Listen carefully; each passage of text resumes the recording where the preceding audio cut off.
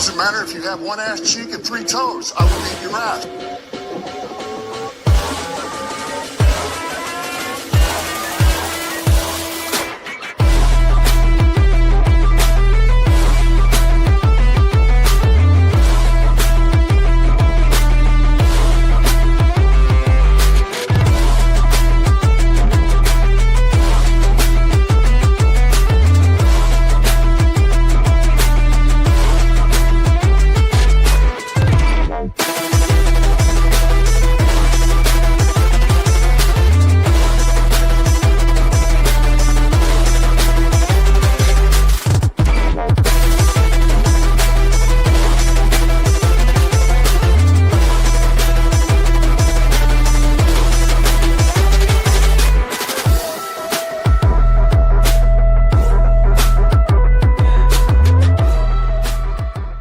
Today's episode is powered by Dre's Daiquiri Shop at Cotton Gin, where Texas flavor meets game day energy.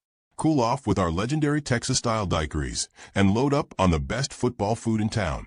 From the crispy, mouth-watering wings to your favorite game day bites, Dre's is your ultimate pregame, halftime, and victory spot. Don't just watch the game. Taste the win at Dre's Daiquiri Shop at Cotton Gin. And welcome to the One Ass Cheek and 3 Toes show. I am your host, Nate the Great, and I got my fellas here, B and J. How y'all doing, guys? Doing good, man. Good. Yeah, doing good, man. Doing great. Yeah, we're 1 week away from the regular season kickoff. Eagles and Cowboys. How y'all feeling? Feeling good, man. This moment is surreal. Any angst yet? I don't have any angst. I'm just annoyed at everybody in their mother tongue. Like, oh, the Lions don't have offense. Shut up. Yeah, I was arguing with some people, and we're gonna talk about that. I don't know if y'all saw Neil Rule's post on the Woodward Sports, but he basically told them to shut the fuck up about all those picks that we didn't hit on. I mean, come on, Brad's human, man. You know what? Shit happens. We'll put all that to bed in about a week and a half now. Yeah, exactly. Well, it's great to see y'all, fellas. We got a great show today. We're gonna focus on the 53-man roster. The final cut down was today. A lot of players' dreams were shattered. Hopefully, some started.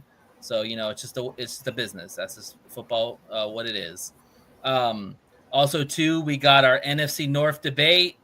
We got our fellow whackers, our fellow bear dumps, and our fellow queens coming in to chop it up and talk about why they feel their team will not finish better than us. You like that? I love it. The shit talking's already started, y'all. I'm amped up and ready to go, man. I hope my boys are ready to go. I'm ready to unleash y'all guys on them. Release the hounds. All right, let's get started, man. 53-man depth chart. So, no surprise here. Jared Goff and Kyle Allen are quarterback 1 and 2. Hendon Hooker did get cut. Real quick on Hendon Hooker, do you see him coming back at all, or do you see him even making an NFL roster? Well, I definitely don't see him coming back. As far as going to an NFL roster, I don't know either. Okay. But I don't see him coming back. Jay? Nah, I don't think he comes back either. I mean, anytime you got your head coach mentioning a change of scenery, that kind of just gives you, everything you need to know right there. I think he can go to another NFL roster. He'd be fighting for a spot. Now, where that may be, that's kind of a question mark. Whoever gives him a chance, I'm pretty sure he could probably make his way on their team as a second or third quarterback, possibly. But what's up, Robbie? What's up, Robbie? His time in Detroit is done. I think it was a mutual split. Dan Campbell probably just knew that it was time for them to move on from him. I agree. I agree, and I think that if he has any future going forward, maybe it's the UFL. I mean, the UFL has shown giving quarterbacks second chances. I'd like to see him get into the UFL, maybe develop his game, and then maybe come back as a backup. I mean, but he's already like 27, 28 years old. So his career is kind of already almost over in a sense before it even started. It's unfortunate, but you know what? Kyle Allen deserved it. He played better than Hooker. And, and like I said before, unless the Lions find somebody on waivers that they feel is a lot better than Kyle Allen, I think Kyle Allen will be the backup quarterback for the 2025 season. Yeah, absolutely. I agree. Now, before you go further in this, let's just keep in mind there's 50 people on this depth chart, not 53. So we have 3 open spots on a roster. Correct. And as I was saying earlier to you guys in the chat that we have, I probably 3 of those spots are open for a defensive end, maybe 2 defensive ends, maybe a safety, and maybe a quarterback if they get another quarterback. Possible. So or they keep it open for something down the line. You never know. Yeah. And it's hard to kind of gauge it because we throw out a lot of names, and I know we talked in our group chat of possible quarterbacks that they could bring in, but I mean, realistically speaking, we never know where Dan Campbell and Brad Holmes' mind is. I've seen a video of Dan Campbell giving praise to Kyle Allen, saying how tough he is because he, did what he had to do in a preseason game. He stumbled a little bit, but then he showed why he's capable of being quarterback number 2. Yeah, after that first game, he really buttoned up and played better. I mean, he didn't play perfect, but he was able to create scoring drives and put the ball in harm's way. And that's all you really want as your backup quarterback is if your starting quarterback goes down, you just want your backup quarterback really not to pick up. That's really what you tell them not to do.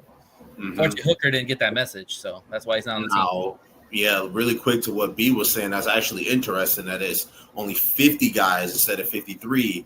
I do think that they'll bring some more defensive players in, considering there's only 3 defensive ends on our roster right now. So I think that really opens the door for a lot of things. It's possible. I gotta see what the practice squad looks like first before they do. They got to see who they're going to get the practice squad first. Hey, Brent. From there. What's up, Brent? You all right? Thank you for tuning in. Well, I think that's why they got Kingsley. That we're gonna get to that, Brent. But that's why Kingsley made the roster, and Cologne's gonna come back, I think, at some point. Yeah, Tristan Colon was the better of the two, actually, or was the better of him and Ekuban or whatever Kingsley. So, yeah. All right, we're gonna go to running backs. So Jahmyr Gibbs, David Montgomery, Craig Reynolds, Sion Vaki all made the roster. No surprise. No surprise. Jacob Sailors and Deion Jackson got cut. I would like to see Jacob Sailors on the practice squad. I thought the guy ran really hard. And if we didn't have a guy like Vaki, who's a great special teamer, and if we didn't have Craig Reynolds, who's been a good backup to the starting running backs, he might have made the roster because he really did well. I was really impressed with the way his running style was and the way he was aware.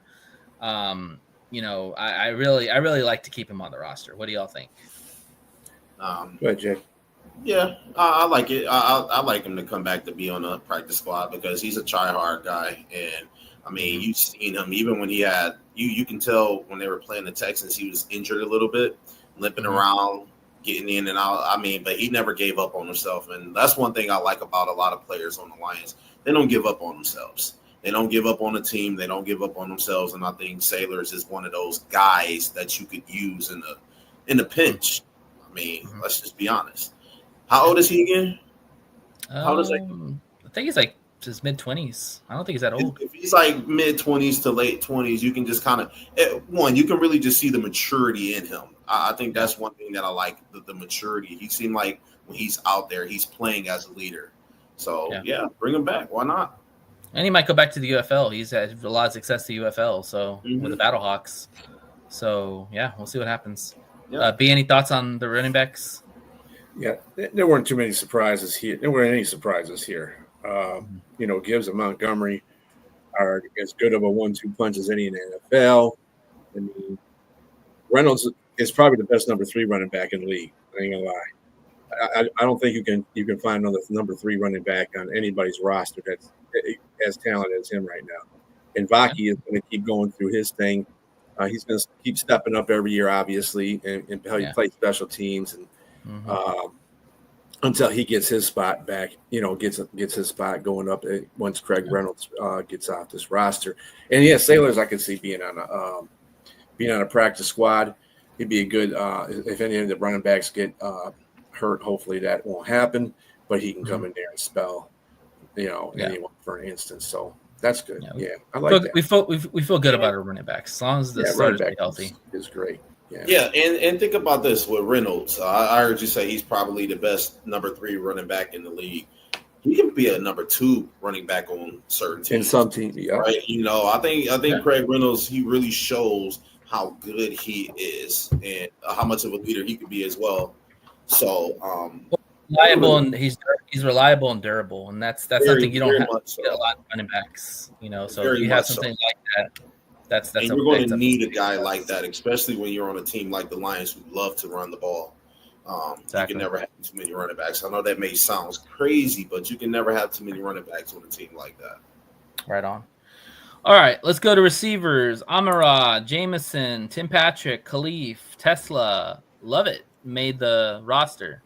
Ronnie Bell, Jacoby, Kenny James, TK, Jackson Meeks, Malik Traylor. Any of those guys surprised you that got cut? Meeks. Yeah. I thought they were going to keep 7. I thought they were going to go outside what they do usually keep 6. So, I mean, it's not a surprise in that, but Meeks would probably been a good person to add on there just for general purposes. Tom Kennedy, of course, is going to be the practice squad hero again.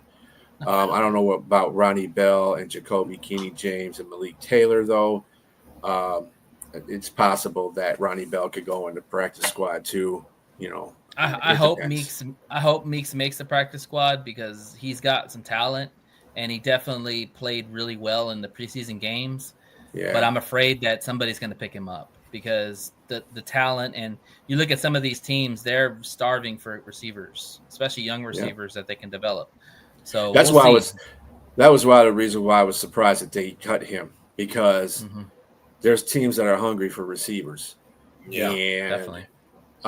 Not so much defensive, not so much defensive or offensive people, offensive tackles, line guys, linebackers, more like receivers. Any skill position is basically what a lot of teams are hungry for, getting people off the waiver wire. So, yeah, I kind of surprised that they let Jackson Meeks take a walk.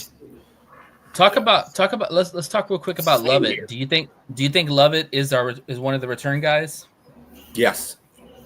Yeah. I think he'll definitely be on a special teams because he was him and Meeks. They were projected to at the beginning of during the middle of the practice day or training camp, they were projected to be on the special teams.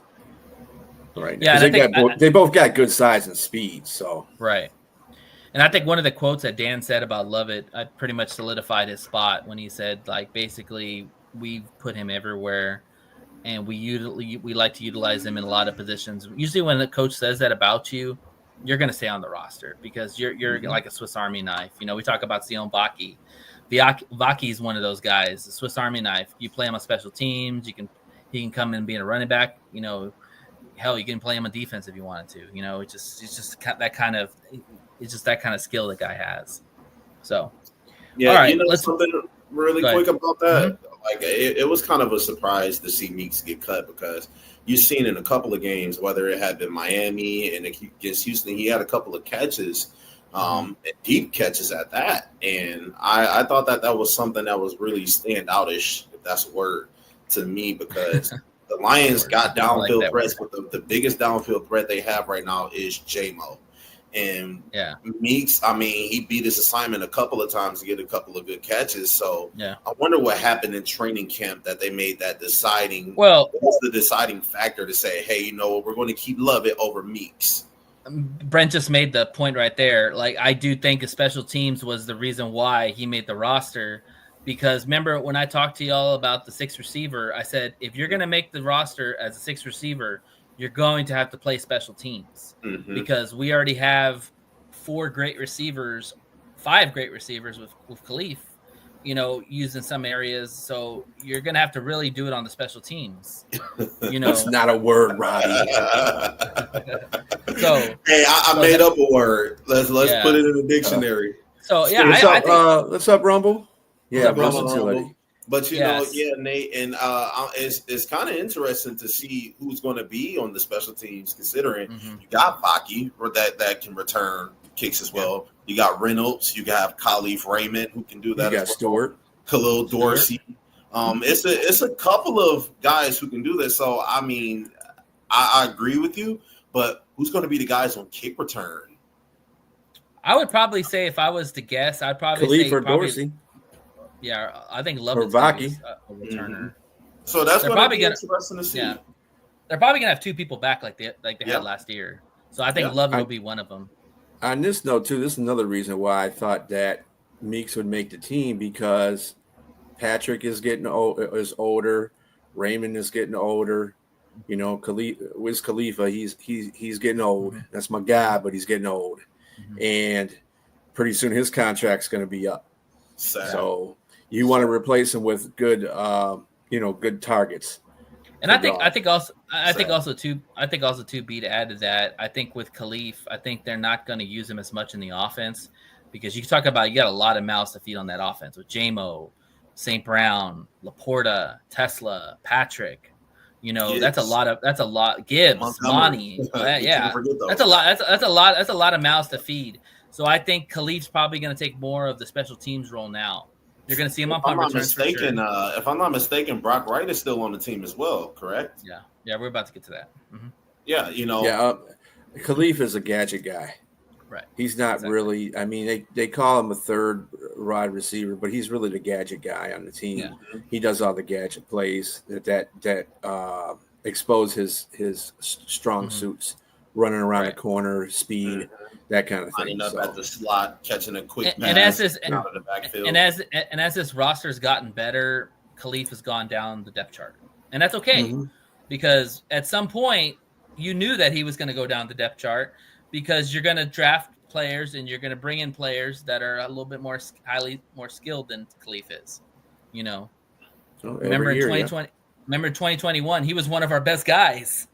You know, and that I mean. He did his thing, and so did St. Brown. But you know, the thing is that now that we've got a lot more depth, we got a lot more skill. Yeah, he's falling in line where he should be, and he's going to be a core special teamers now. Punt return, kick return, you know, maybe use them on end rounds or something like that. I don't know. I don't know what Johnny's got cooked up. All right, let's go to tight ends, because Jay brought it up. Sam Laporta, Brock Wright, and Shane Zylstra. Zach Horton got cut, Gunnar Oaks got cut, and Steven Stellanos. Yeah. Mm-hmm. Any surprises there? No, not at all. You know. Yeah, I mean, even though they got Kenny Yeboah, and he went on IR. He's on IR. Yeah. I think he could return. He could return. Yeah, I'm not really high up on Yeboah. I think St. Zylstra is still better than him. Yeah. Yeah. I mean, 3 tight ends is fine. Yeah, I mean, I'm just surprised at that, and the reason being is because Zylstra hadn't really played much. I know he spent a lot of time being injured the past couple of years. I wonder what does Dan Campbell and Brad Holmes, or actually the whole staff, see in him as well. He's kind of getting up there in age as well, and he's probably one of the better blockers than catchers. Yeah. Possibly. I'd really like to see it, you know, in a time that the Lions are up. I'd really just like to see what he's made of. He did have one game where he caught 3 touchdowns. Yeah. I remember that was his career highlight of the year right there. Yeah, that was his career right there. And it's really telling that when a player gets injured, and we'll get to it later on with some defensive players, but they get injured and don't really spend a lot of time out on the field, but they can keep coming back. That lets me know that they're going to be used in a special way, that they still have some use to them, you know, that they can contribute some way, somehow to the team, whether it be blocking or pass catching. I mean, who knows? Yeah. But Zylstra is still a surprise. Yeah, I'm with Rumble. I really wanted Mitchell to take this role, you know, but injuries just really hurt him. And I definitely think that the Lions will be looking at tight end in the draft later on in the rounds. You know, I like Gunnar Oaks. I mean, if they put Gunnar Oaks on practice squad, this guy could definitely step into that Zylstra role. I mean, he's more of a receiving tight end, but depending on what they want as a run blocker, or they want more of a passing tight end, you know. Well, if Zach Horton can get himself together, because he was the one that impressed him the most out of those three that got cut. If he can handle his penalties, because he has a thing for penalties, but he's a good blocker and a good catcher out the backfield, and that's what they're looking for as a backup. So I mean, he'll probably be on him or Gunner make the practice squad. Yeah, definitely. Real quick, we don't talk about this guy a lot, and we should. Sam Laporta. What kind of year do you think Sam Laporta is going to have? Probably no different than he had last year. I think he's going to have better numbers this time around. I think that Johnny Morton is going to do a little bit more with him this year than what Ben Johnson did.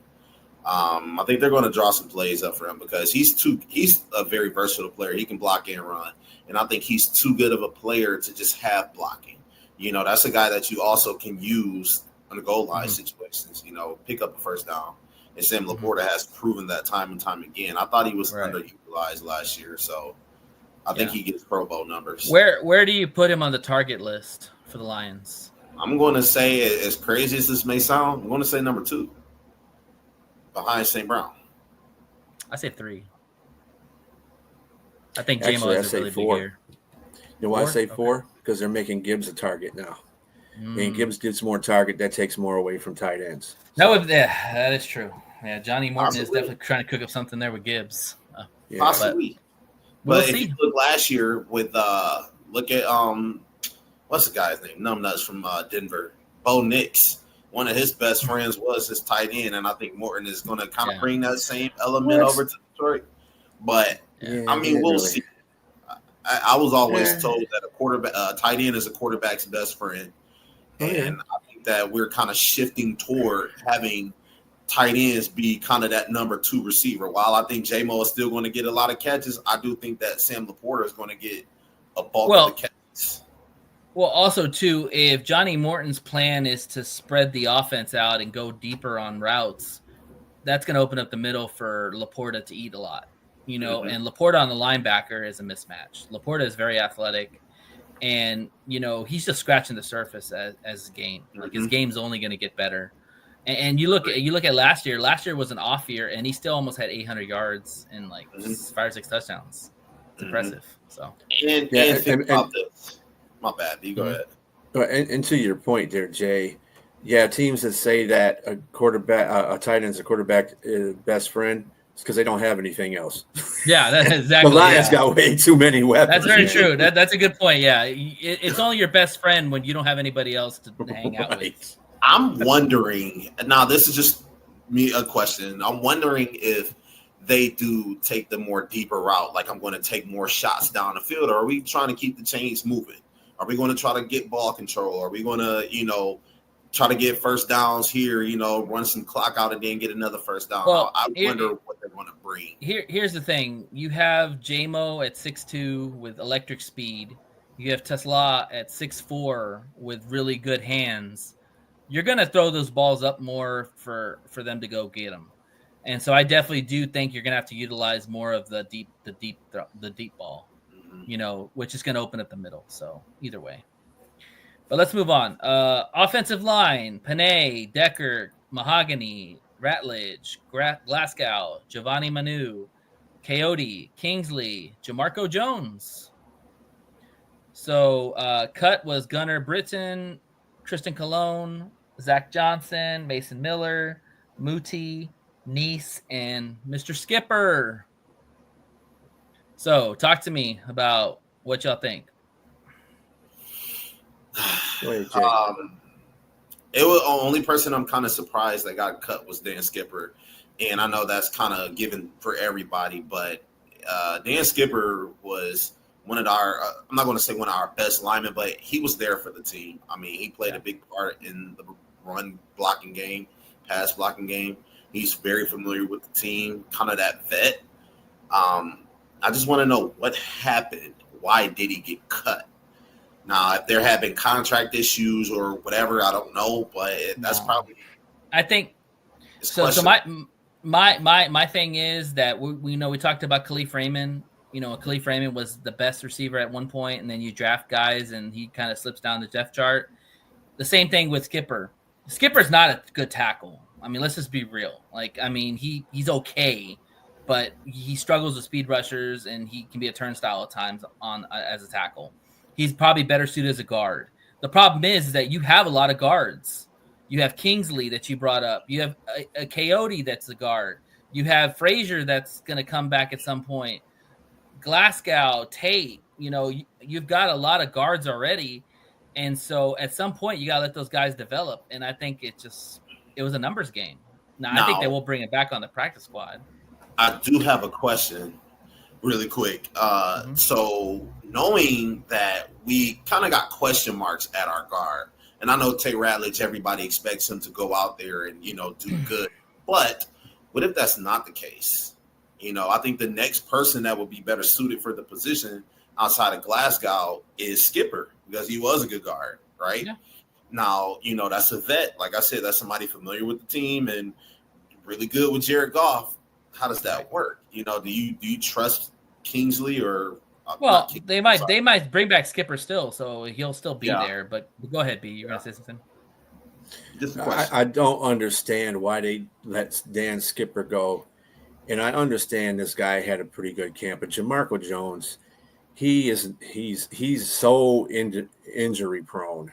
Mm-hmm. It's Dan Skipper was tough. He stayed in there, and he might not be the great tackle, but you're not looking for that. Being a starter, he's not a starter. So I'm looking for him to play a couple of downs or a few downs or play out the rest of a game for the tackle he's got to replace and make it through the game.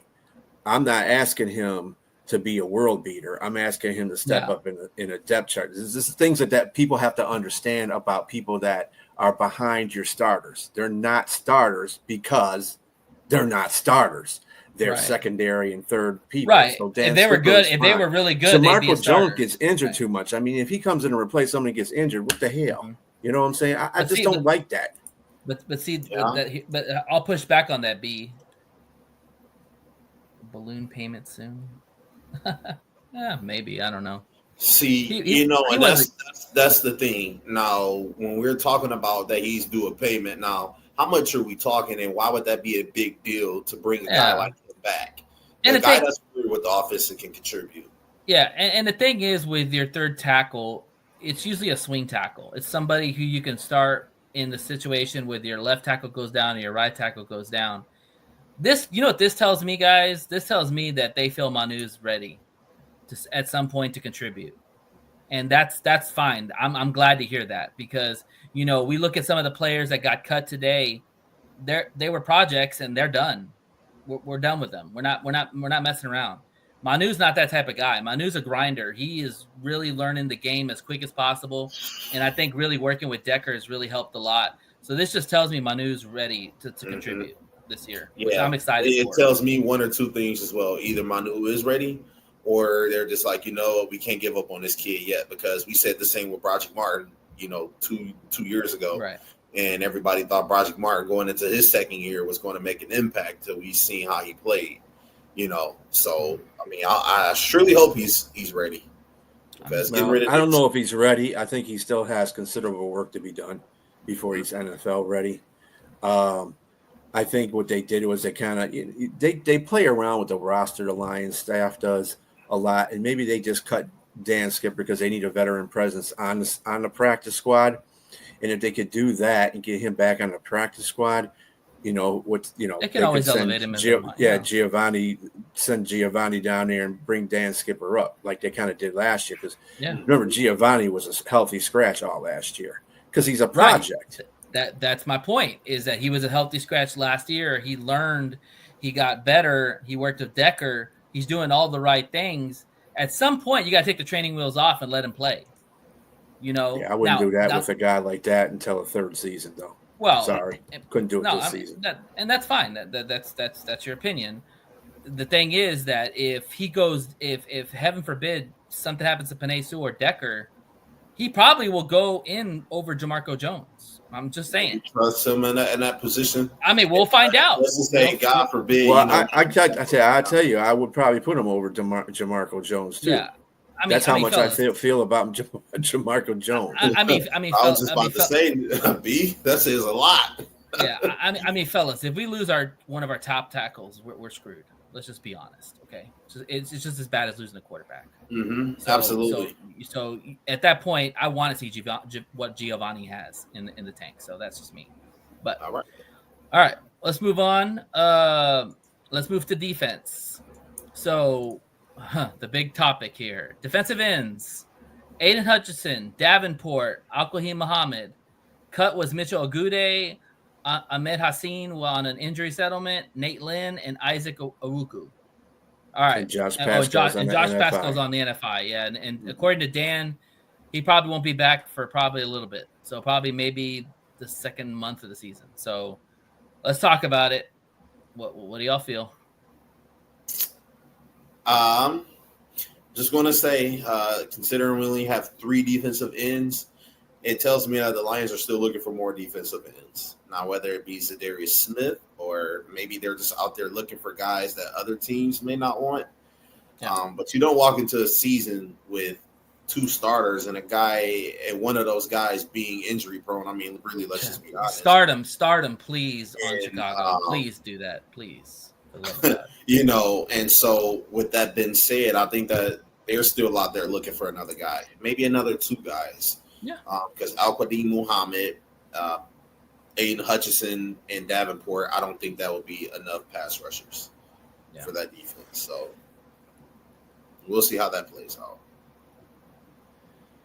Go ahead, B. So, I mean, Nate Lynn will come back on the practice squad. I wouldn't be surprised. Probably Wuku, too. Uku will probably do it too. I didn't think he was going to start. Too many people are saying, he's going to make the final 53. I said, no. That was my prediction. Uku is on that edge of being. He reminds me a lot of. I'm sorry, I had to say this. He reminds me a lot of Houston. How Houston was. Mm-hmm. He has that same. He dials in a lot in some instances, and other instances he just isn't good at all. So I didn't think he was going to make the 53.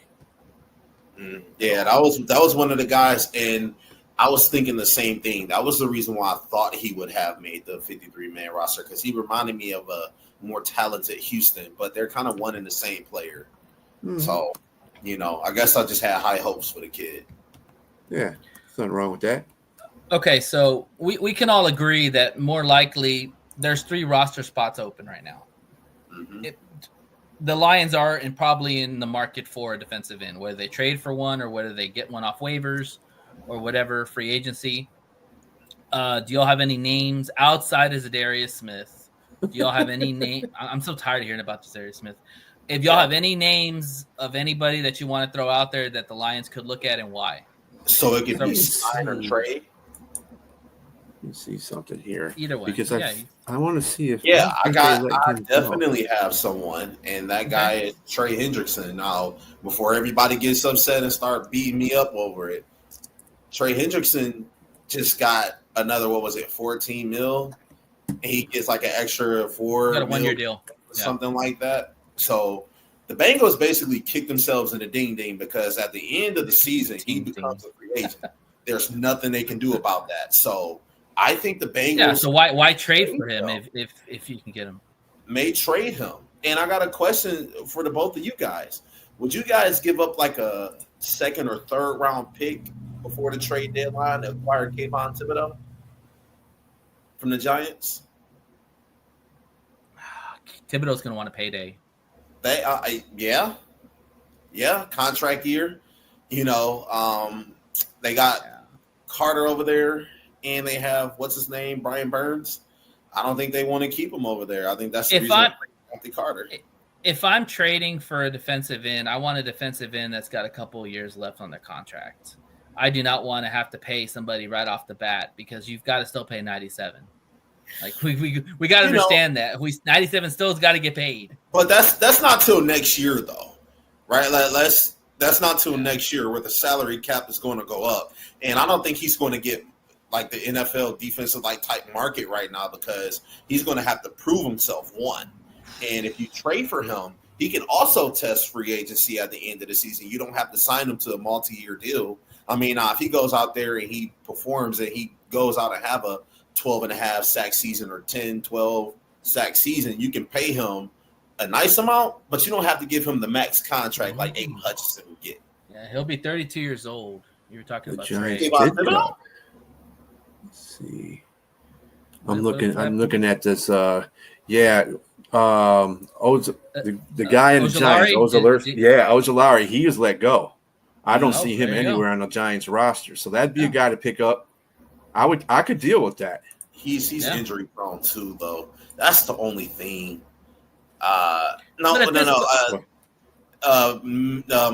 Sorry, Robbie. I'm over here having a brain fart, but no, Kayvon Thibodeau isn't on the trade block, but they're going to have to pay him. Now, and they also got Brian Burns too. Exactly. They have a lot of people that they're going to pay as well. I don't think Kayvon Thibodeau is one, and them drafting Carter is kind of an indication that they aren't going to pay him. You know what I mean? They're not going to have 3 defensive tackles that are going to be making.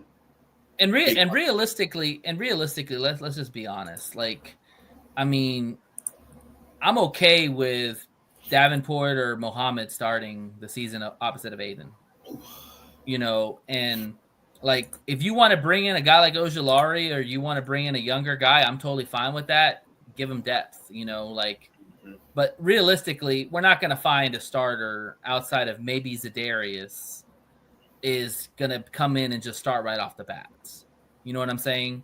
Because if they were that good, they would already be on a roster. Let's just be honest. You know, they're either old or they have injury problems. That's why they're in free agents right now.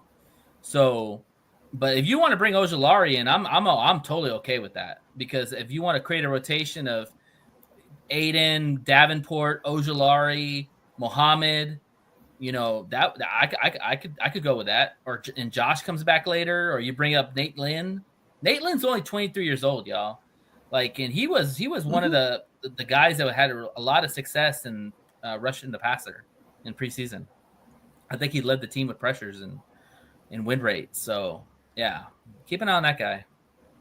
Yeah, and speaking of Pascal, you know, like I say, I'm like puzzled as to why he's still on the team, and he hadn't been healthy over the past 2 seasons, and he just hasn't performed.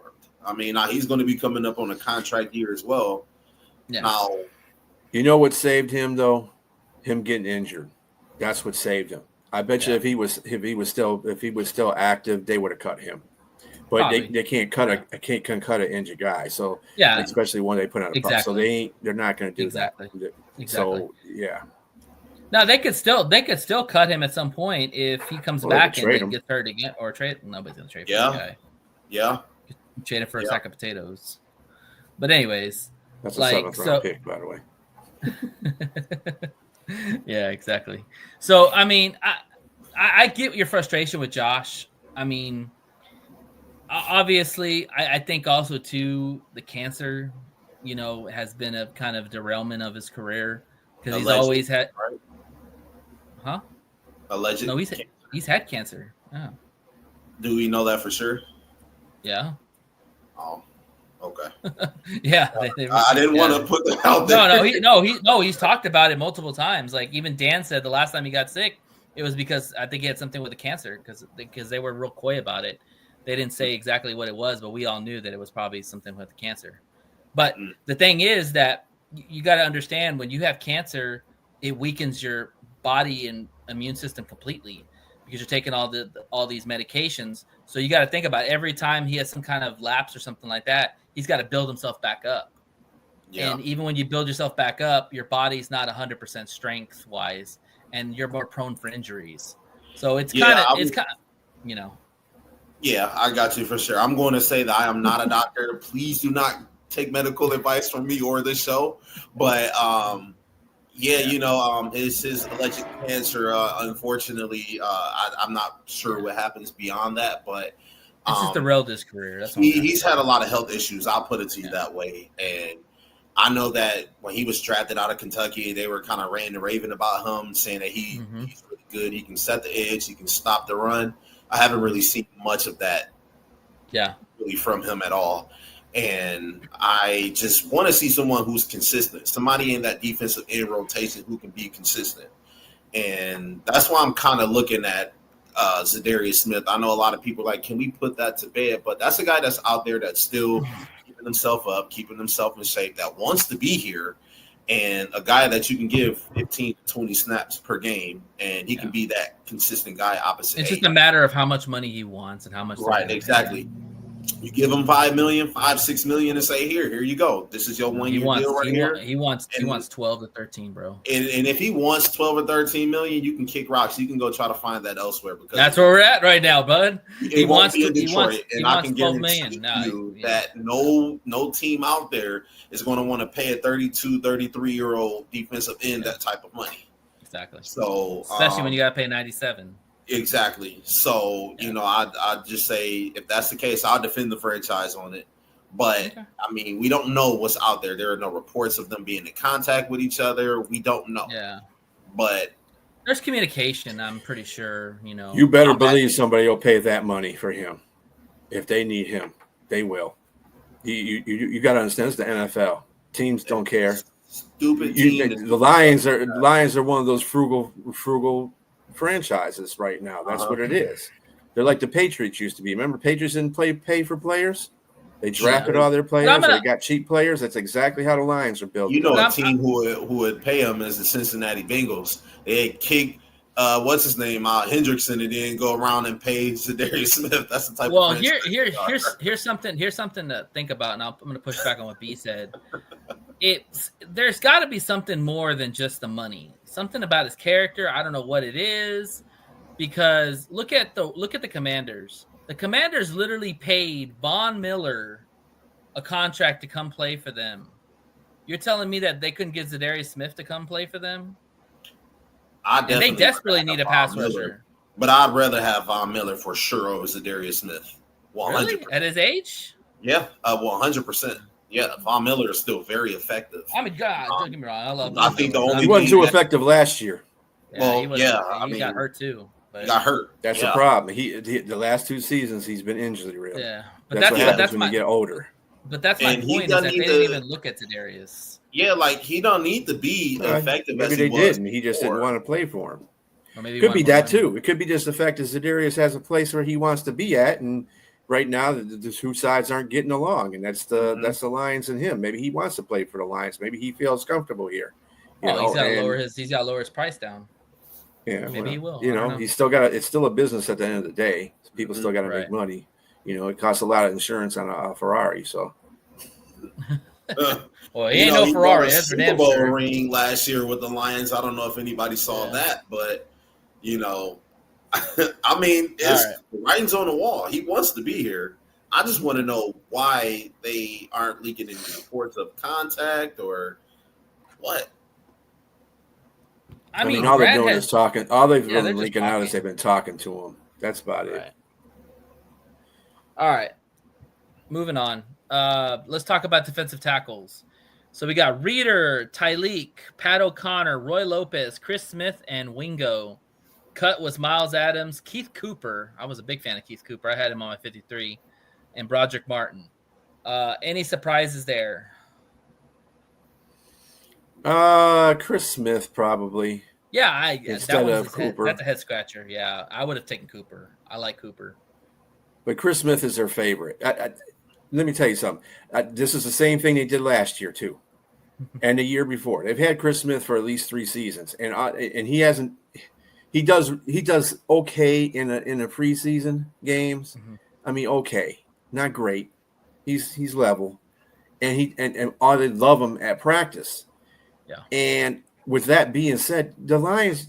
This is where I thought sometimes the Lions had regime. It's they fall in love with players and they keep them because they fell in love with them. And Chris Smith is not the guy. Okay, I'd rather have Keith Cooper in there. Yeah. If they're going to keep Chris Smith, put him on the practice squad. And I think also to be when when Aline comes back, Chris Smith will probably be cut. But also too. I think the reason why Chris Smith's on this roster is because Levi's out too. If Levi wasn't out, he'd be on the roster, and we wouldn't be having this debate.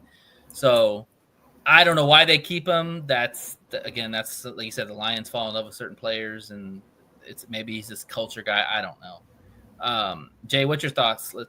We're going to kind of pick up a little bit, guys, because we got to. I think that the only surprise to me is Project Martin, and damn, it took too long.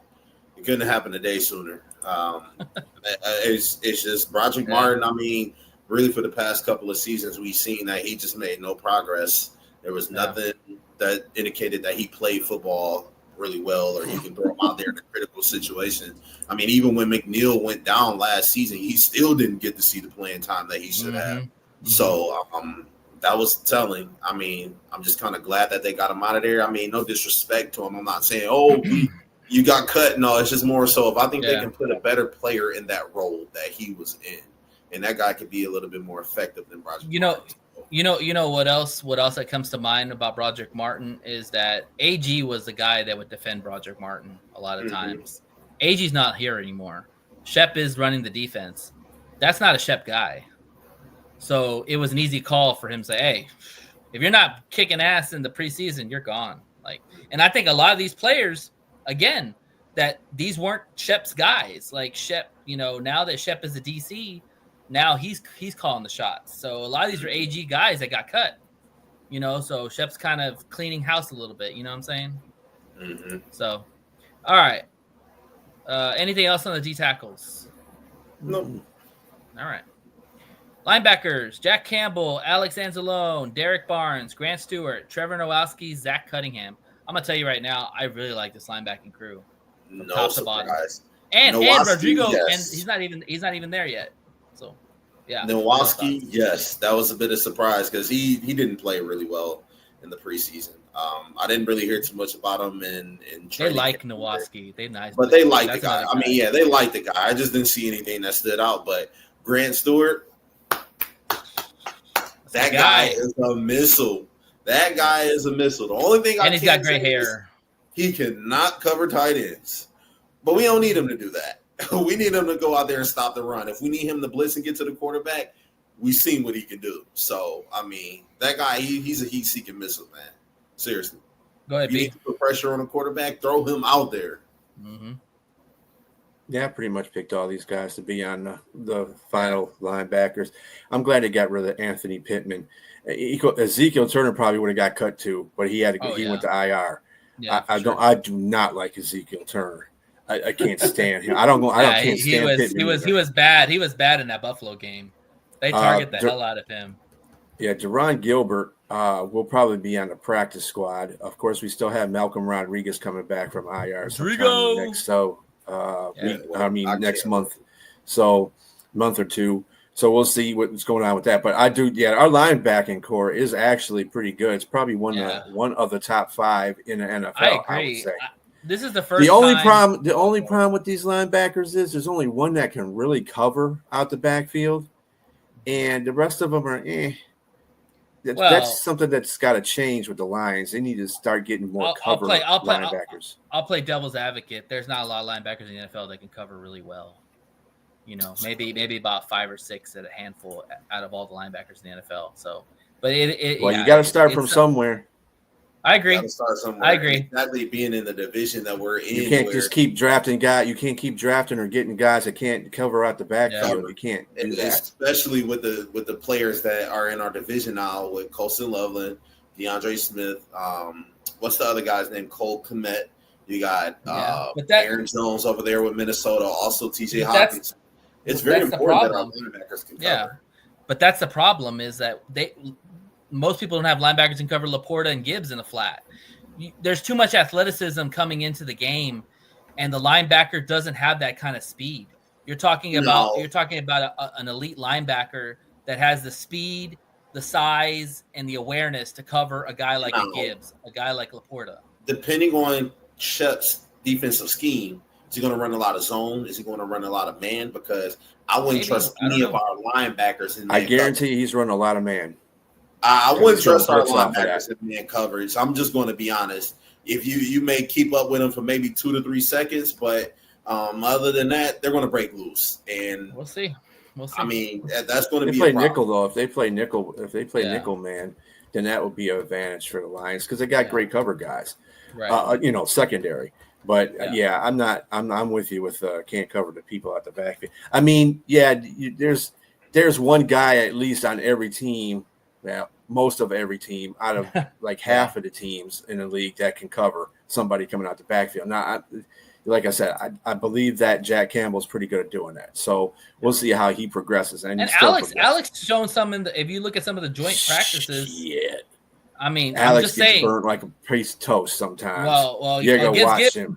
Against Gibbs he does, but when you watch some of the joint practice videos, he was out there covering the flat with those Texan running backs. So I'm just saying. But yeah, I get the Texas every running time backs. I see Anzalone, they didn't have their starting Texas running backs out there either. Every time I seen Anzalone, his back was turned, and you seen the back of his jersey. Them getting burnt. All I'm gonna say this is that I sleep better at night knowing that if something happens to Barnes, Jack, or Alex, we've got guys that can step in. Mm-hmm. Grant Stewart can step in and start. Rodrigo could step in and start. Zach Cunningham, let's not forget about him. Could come in and start. Exactly. They all can play. Yeah, the Texans. I was listening to the Texan broadcast, and they were so mad that we got Zach Cunningham because he was on the Texans, and they love that guy. So yeah, I'm glad we have him. But moving on, defensive backs. You got TA, DJ, Amik, Brian Branch, Kirby Joseph, Rock Yassin, Avante Maddox, Khalil Dorsey. I'm not going to go through all the cuts here. Just Nick Whiteside was the one, and Strickland was the one that got cut. Probably going to make the practice squad. Any thoughts on that? Well, go ahead, Jay. My bad. I keep stealing your thunder, man. I'm sorry. No, you're good, Bert. No, because I keep going out in front. No, it's your turn, brother. Go ahead. All right. Yeah, no surprise. I like our DBs, man. Seriously, our DBs are pretty good. I think that this is safety and cornerback. I think that this is the strength of our defense right here for now. One person I really, really got to speak about is Rock Yassin.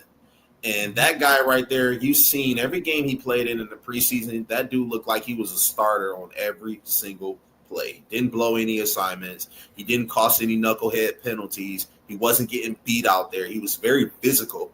Now, when he tackled, you see he was very physical. So that was one guy that really stood out to me most in our secondary over the preseason, the span of the preseason.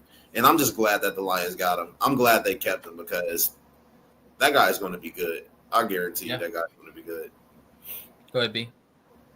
So the cornerbacks they have is Terrion Arnold, DJ Reed, Amik Robinson, Rock Yassin, and Khalil Dorsey. Eric Hallett and Nick Whiteside will probably be on the practice squad. Hallett, he goes two ways too. He goes to safety and a cornerback, so he can play both roles as well.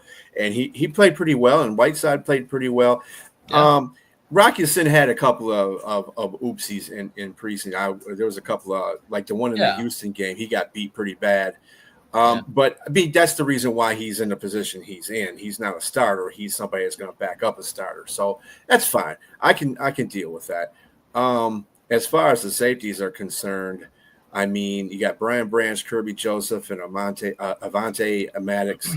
I think they're going to bring back Ian Kennelly as the practice squad. Damn. And Maurice Norris, unfortunately, he had a bad injury at the wrong time. I don't think he's coming back. But they will get they may bring Lawrence Strickland back, too. Lawrence Strickland is pretty good. He's not great. He's not better than I think Kennelly has been better than him, but we'll see what happens. Kennelly's a developing player, no doubt. I will say this about Rock Yassin. Keep an eye on Rock Yassin in those safety packages because all preseason he pretty much played safety, and they feel like his size and the way he's a physical tackler, he could be a safety or at least come in on those three safety situations. But they also could do that with Maddox too. So. Again, this is another position that I can sleep well at night knowing that if something happens to TA or DJ or Meek, these guys could step in and be somewhat formidable. I mean, we know how cornerback is a very hard position. We're not asking them to come out and be world beaters, but I don't think that they're garbage either. I think that, you won't have a heart attack if Maddox goes in, or you won't have a heart attack if Rock Yassin goes in, or maybe Dorsey a little bit, but yeah. Something I know I can sleep at night knowing Kendall Vildor not on our secondary anymore. There you go. That's what I'm saying. I can tell you that we don't have to worry that man alone. something off the face. Yeah, I mean, or iffy. Come on, man. Seriously. But dude, that play will go down as one of the most crazy. We're not gonna go. We're not gonna go there, Jay. Let's not go there. Let's go forward, not backwards. I'm glad that he's not there anymore. Let's just say that. But I will say this, that if you look at who we lost this year and we had last year, you talked about Iffy, you talked about Vildor, you talked about Mosley, and you replaced basically with Rockison, Avante Maddox, and Dorsey's still there. So, but you know what I'm saying? You upgraded that position and you got some depth. So I feel better going forward. I think TA is gonna have a great year, and I think that Reed is gonna be stellar. So I mean, if God willing, those two dudes stay healthy, and Meek's gonna be Meek, I think you're looking at a really good secondary. So yeah, I mean, this is probably their strongest position. Oh, definitely. On the defense upside, yeah. And finally, Def Taxes and Lions special teamers: Jake Bates, Hoagie, I call him Hoagie, and Fox. Anything else to say about that? I mean, Fox looked like he was prime in the preseason. He was booting him crazy. Yeah. Well played, Rumble. Well played. Well, anyways, that is our roster breakdown. So we have our 50 people. We'll kind of see what happens with what Dan and Brad got cooking up. Obviously, the practice squad has the practice squad been released at all, or anybody any rumors on practice squad yet, y'all? No, not yet. No, not yet. Not that I've seen. Because you got to remember, everybody's on waivers right now, so any team can go out there and get whoever they want to until. Yeah, probably tomorrow there'll be some. Tomorrow morning you will hear a lot of news. I'm pretty sure the first person to be announced at the practice squad is going to be Dan Skipper, and everybody's going to be elated and excited. Well, Brad Holmes is giving his press conference at the end of the week, so we'll definitely know for sure what's going on. Definitely. Then, so we'll talk more about that the next show for sure. All right, y'all. Well, now it's time. We've been wanting to do this for a long, long time. Went through all the divisions, talked about everybody else's teams. Now it's personal. Now it's time to talk about the guys in our division, because that's what matters, right? Nothing else matters except being NFC North champs again, right? We want that again. Exactly. So let's bring on the contestants. Well, right now we have one, and that is our friend from the Green Bay Packers, Ken, the bearded fan. What's up, Ken? What up? Hey, he really does have the beard going. I thought his hair was green. He's got a good beard. I was about to say, I thought Ken. He's got a good beard going. All right. Well, welcome back, Ken. It's good to see you. What's up? We always like having you on the podcast. Where are we? Are we still waiting on the people, B? Or yeah, we're still waiting on other people. Okay. What we could do is just ask Ken. How did you feel about your 53-man roster? Yeah, talk about that. I like a lot of it. My major gripe about it, and it's a small one, is that Canadian quarterback we had there, or whatever the hell how you pronounce it. You guys kept him on the roster? No, we ended up cutting him. Oh, okay. Which hopefully we're going to be able to put him on the practice squad, because I think this kid could develop into a damn good backup. Mm-hmm. And what made me happy, smile, and dance for joy is we have cut Sean Clifford. Now I hope he doesn't end up on the practice squad, because holy shit, after these 3 years of watching him, this guy can't play quarterback.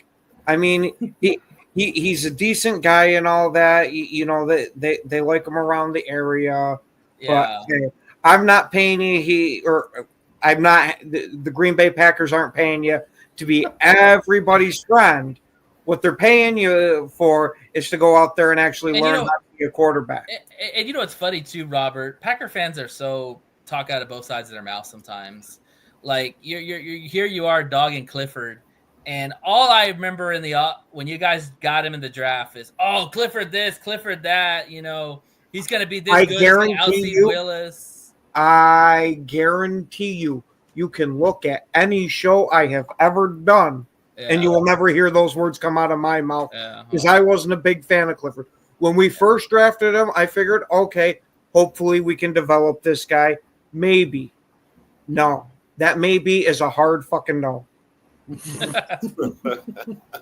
I see you got rid of Simmons, too. Yeah, that one I was kind of disappointed in because the guy's extremely athletic. That's another guy y'all were talking hot heavy about, and then you guys cut him. Oh yeah, because he was doing great in camp. Yeah, he's a good player. He looked real good, but the same problem as that's been all through his career is that the guy just can't complete everything. That you have it physically, but I don't know if it's that you don't grasp what you're supposed to do. If you've been played in too many positions, you don't know what's going on. You're confused. I don't know what the hell it is, but the guy doesn't work out once it gets to live game action.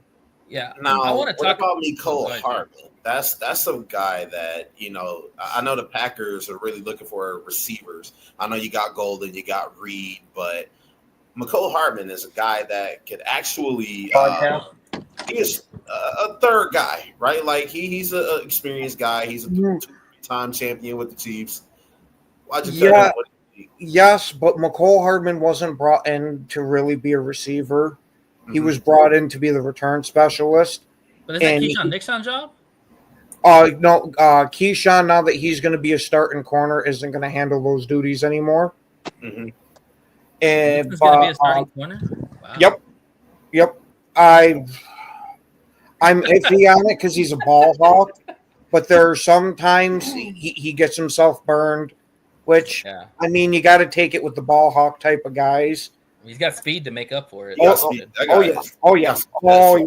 I just personally prefer Kerryon Valentine as the starting outside corner. What about the other Valentine? He just got cut too. Valentine got cut. Valentine just got cut too, right? Yes. Oh. Okay. Kerryon made the roster. You like Valentine, but you didn't like Valentine, right? Yes. And we say Valentine with a B. That's the guy got cut. Mm-hmm. Yes. Not Valentine like the holiday. Not the holiday. Not like Cupid. Yeah. Not like Cupid. All right. Well, let's welcome the other person to the show. What's going on, man? How you doing? Mike, the Viking fan. What's up, Mike? There. Yeah, Mike's been on the show before, right, Mike? Yep, Mike's been here. Yeah. Well, good to have you, bud. Appreciate it. Look like you're enjoying yourself outside. It's actually not 104 degrees outside, and it's nice, so I'm going to suck it up. Bonus. Suck it up, Buttercup. There you go. Suck it up. And Mike, you're a fan of the Vikings, right? Yep. All right. Well, we're waiting on the Bear fans. Surprisingly, they're always late. They probably won't show up like every Sunday. Yeah, nice. Shots fired I reached out to my guy. He said he hadn't gotten anything yet, so I'm just waiting on him to respond. We had three Bear fans that we talked to, and surprisingly, that one's here. Go figure. I have been doing my due diligence, reaching out to so many people, but Woody's going to be late. Okay. Nobody wants Woody's to talk. a Bear fan, right? Yeah. Okay. Okay. Yep. Woody's a Bear fan. Yep. Okay. So how late's he going to be? Just kind of. Did he say? He'll probably be here when we have like a half hour left of the show. Because he gets off at 8. So all right. Well, we got a Viking and we got a Packer fan. They can go at each other. I was gonna say Mike and I are used to going at each other. There you go. Perfect. So let's ask Mike those same questions. Where break down your 53-man roster. Like, are you satisfied with it? Kind of any surprises? I was surprised that they got rid of Mecole Blackman. That one, surprised they traded him, right? Yeah, they traded him to the Colts for a six-round draft pick, but. The one that really surprised me was Harrison Phillips, nose guard. Yeah, thank you. I was so glad when y'all traded him. I was like, what are the Vikings doing? Yeah, that was a beast. Yeah, I mean, he was great in the middle. He was just an all-around good defensive lineman. I was surprised by that. And then I can't think of it. Gordon, who they cut today, I think he was offensive tackle, but I think he's going to go to the practice squad. But there really wasn't any cuts. I was surprised with the Sam Howell trade, but we got more back in return for him than what we gave for him. But I think Kawisi is just stocking stocking draft picks, and he's going to do something with 11 draft picks. So Right. I'm really concerned about a receiving core right now. We haven't made any moves. I was really surprised about the champagne glass brittle Carson Wentz as our QB2. Dude can't stay healthy to save his life. I think he even got hurt holding a clipboard last year in Kansas City. My God. Honest question, Mike. I'm going to ask you a real question here. The Carson Wentz signing, does that say more about the lack of faith that they might have in JJ early on? I think it has a lack of faith in Mark Rippon, Sam Howell, and what was the other one? Well, actually, obviously it didn't matter because it didn't matter. Yeah. Did Bozeman make the team? I think Max made the team. Man, I like Bozeman. That's a dude. I liked him in New Hampshire, and I liked him what he did in Minnesota. He turned that receiving core around, to where you actually got some receivers from Minnesota who are in the NFL now. Right. I think Max is going to move up. I think they brought Wentz in to mentor Max and JJ. I just think there was a better option, for a QB2, in my opinion. I think a lot of it, too, is that Carson Wentz is a North Dakota boy, was born and raised right up there. So I think this is kind of like the last hoorah, bringing him home to let him, ride off into the sunset type of thing. Yeah. But Kevin O'Connell is a quarterback whisperer, so he might revamp a career, and show him something that he didn't know and people didn't want to give him credit for. But we'll see. I'm optimistic. Like I was texting, Bistrilla the other day.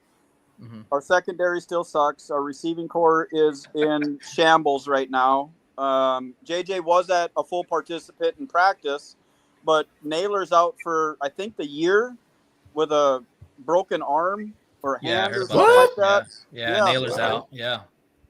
So and they're in talks with Adam Thielen, but I heard they stalled out, and now KJ Osborne became available again.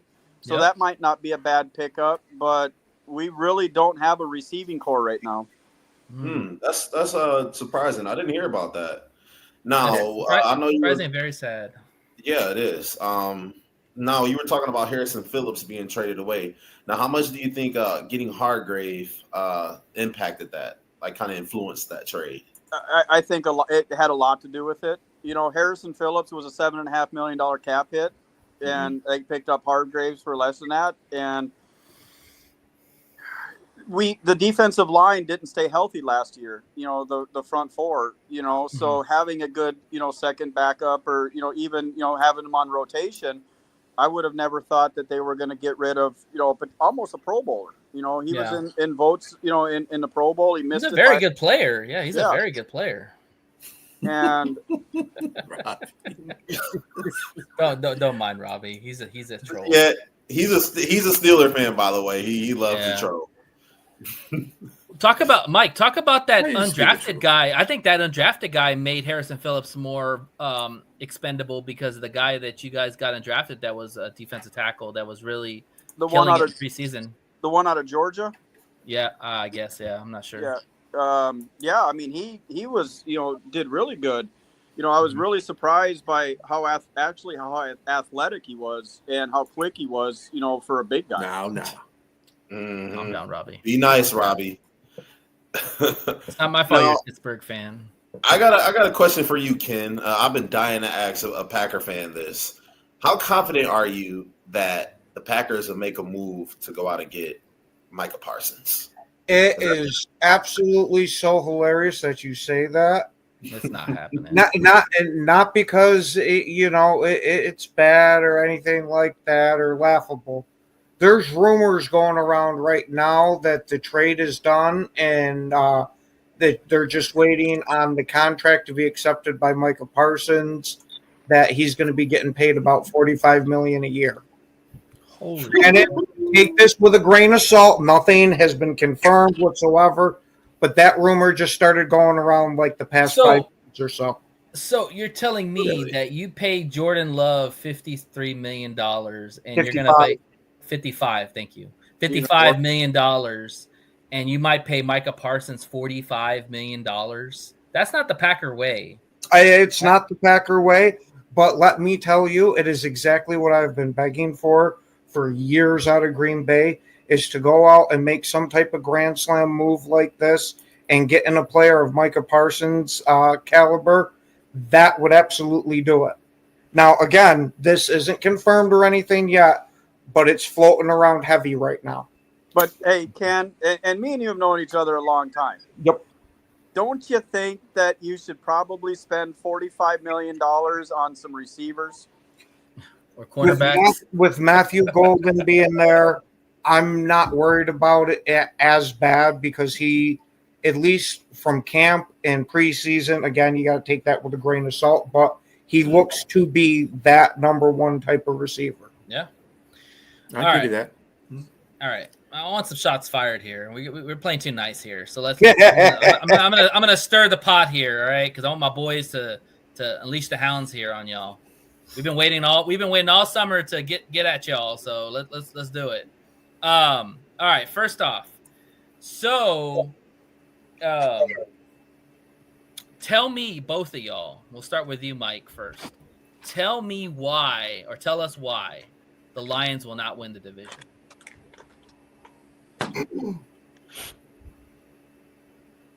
And because they're the Lions is not a good answer. Yeah. The only reason I would say the division would be close is if the Lions don't stay healthy. Because right now you've got everybody back. You got Aiden back. You've got your running back core, your receivers. Goff is healthy. I see it as a close. I don't think Minnesota's going to go with 13 wins this year. I see us 11, on that. I don't think the Lions are going to sweep Minnesota again. I think it's going to be a split. If you guys stay healthy, you'll win the NFC North. And I'm saying that in realistic terms because Minnesota's young and we have an unproven quarterback, and we got two, running backs. Aaron Jones is getting a little bit older, long in the tooth. Mason, I don't know how he's going to perform in this new offense. Our secondary is still in shambles, but hopefully it gets better. So it's kind of a toss-up right now. It's dealer's choice, in my opinion. Okay. Go ahead, Robert. I'm sorry, Ken. I'm sorry. Yeah, Ron fat Italian guy. Yeah, y'all both look at me. My bad, bro. I'm so sorry. Ken is a sensible one. Yeah. Ken is a sensible one. All right. Rob is a trash talker. All right. Well, since you said you want to trade some barbs here, Let's go. We'll start with you guys have lost a shit ton in your coaching department, and that is going to have a major impact. Take it from somebody who's lost offensive coordinators before because of them getting hired on other places, that this isn't something that just you get a magical transition that you don't miss a beat with. Usually it will. Usually it takes at least part of the season to be able to get everything to gel and to get it moving the way you want it to. And I'm not a big fan of Morton as an offensive coordinator from when he was at the Jets. He was very up and down there. Granted, he did have some good games, but he also had some absolutely horrible games too. Now for the offensive line, you guys have lost a lot in the interior of that offensive line. And we know how Jared Goff is. Once you hit him in the mouth a few times, he's known to turn the ball over. And that's what I think could be your downfall, is that Jared Goff is getting beat up too much and he's coughing the ball up, whether it's fumbles, interceptions, what have you. All right. Get at him, guys. BJ, shots fired. I'm going to be realistic here. I think that this division is going to be a lot closer than what it was last year. I do think that there are questions that we can ask about our coaching staff, but I mean, let's really not get it misunderstood. Denver had Johnny Morton as their offensive coordinator. They had one of the top offenses. They had a really good offense over there. Passing game coordinator, yeah. And he got a lot more weapons here in Detroit than he did over there in Denver. I think he has a more well-rounded quarterback that's more of a leader that already knows the game, and he has much better running backs, better offensive line as well. So, what happened to Mike? Last Mike. All right, but I do think that as well. Now, with Kelvin Shepherd, Kelvin Shepherd is different, right? Like Kelvin Shepherd knows his guys. He's one of the in-house hires that they had, and he already knows the strength and weaknesses of all of those players he have on there. Besides the new ones, he's still kind of learning them, figuring out what he can do with them and how he's going to use them. I do think that the subtraction of Kevin Zeitler and Frank Ragnow is going to be huge because, I mean, let's be honest, Frank Ragnow was one of the best players, not just centers, but best players in the NFL, and he kept Goff upright. That's going to be a question mark. But let's not get it misunderstood. You still got Penei Sewell, you still got Taylor Deckard, you still got what's his name? Numbnuts. I just was talking about him, but we still got a good offensive line. Really well. So Minnesota has gotten better, and I only thing I will say about JJ McCarthy is that how will JJ McCarthy fare in Minnesota's offense? Because he come from a Michigan team that only threw the ball 20 times per game.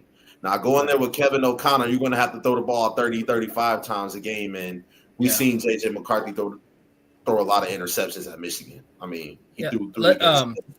Before Mike answers the question, go ahead and defend. Yeah, I know. I'm just going on. Have to get that out. Well, Ken, what do you think is your best? What is your best position group on your team right now? Oh, probably running back or safety. Because we sure as fuck know it ain't quarterback.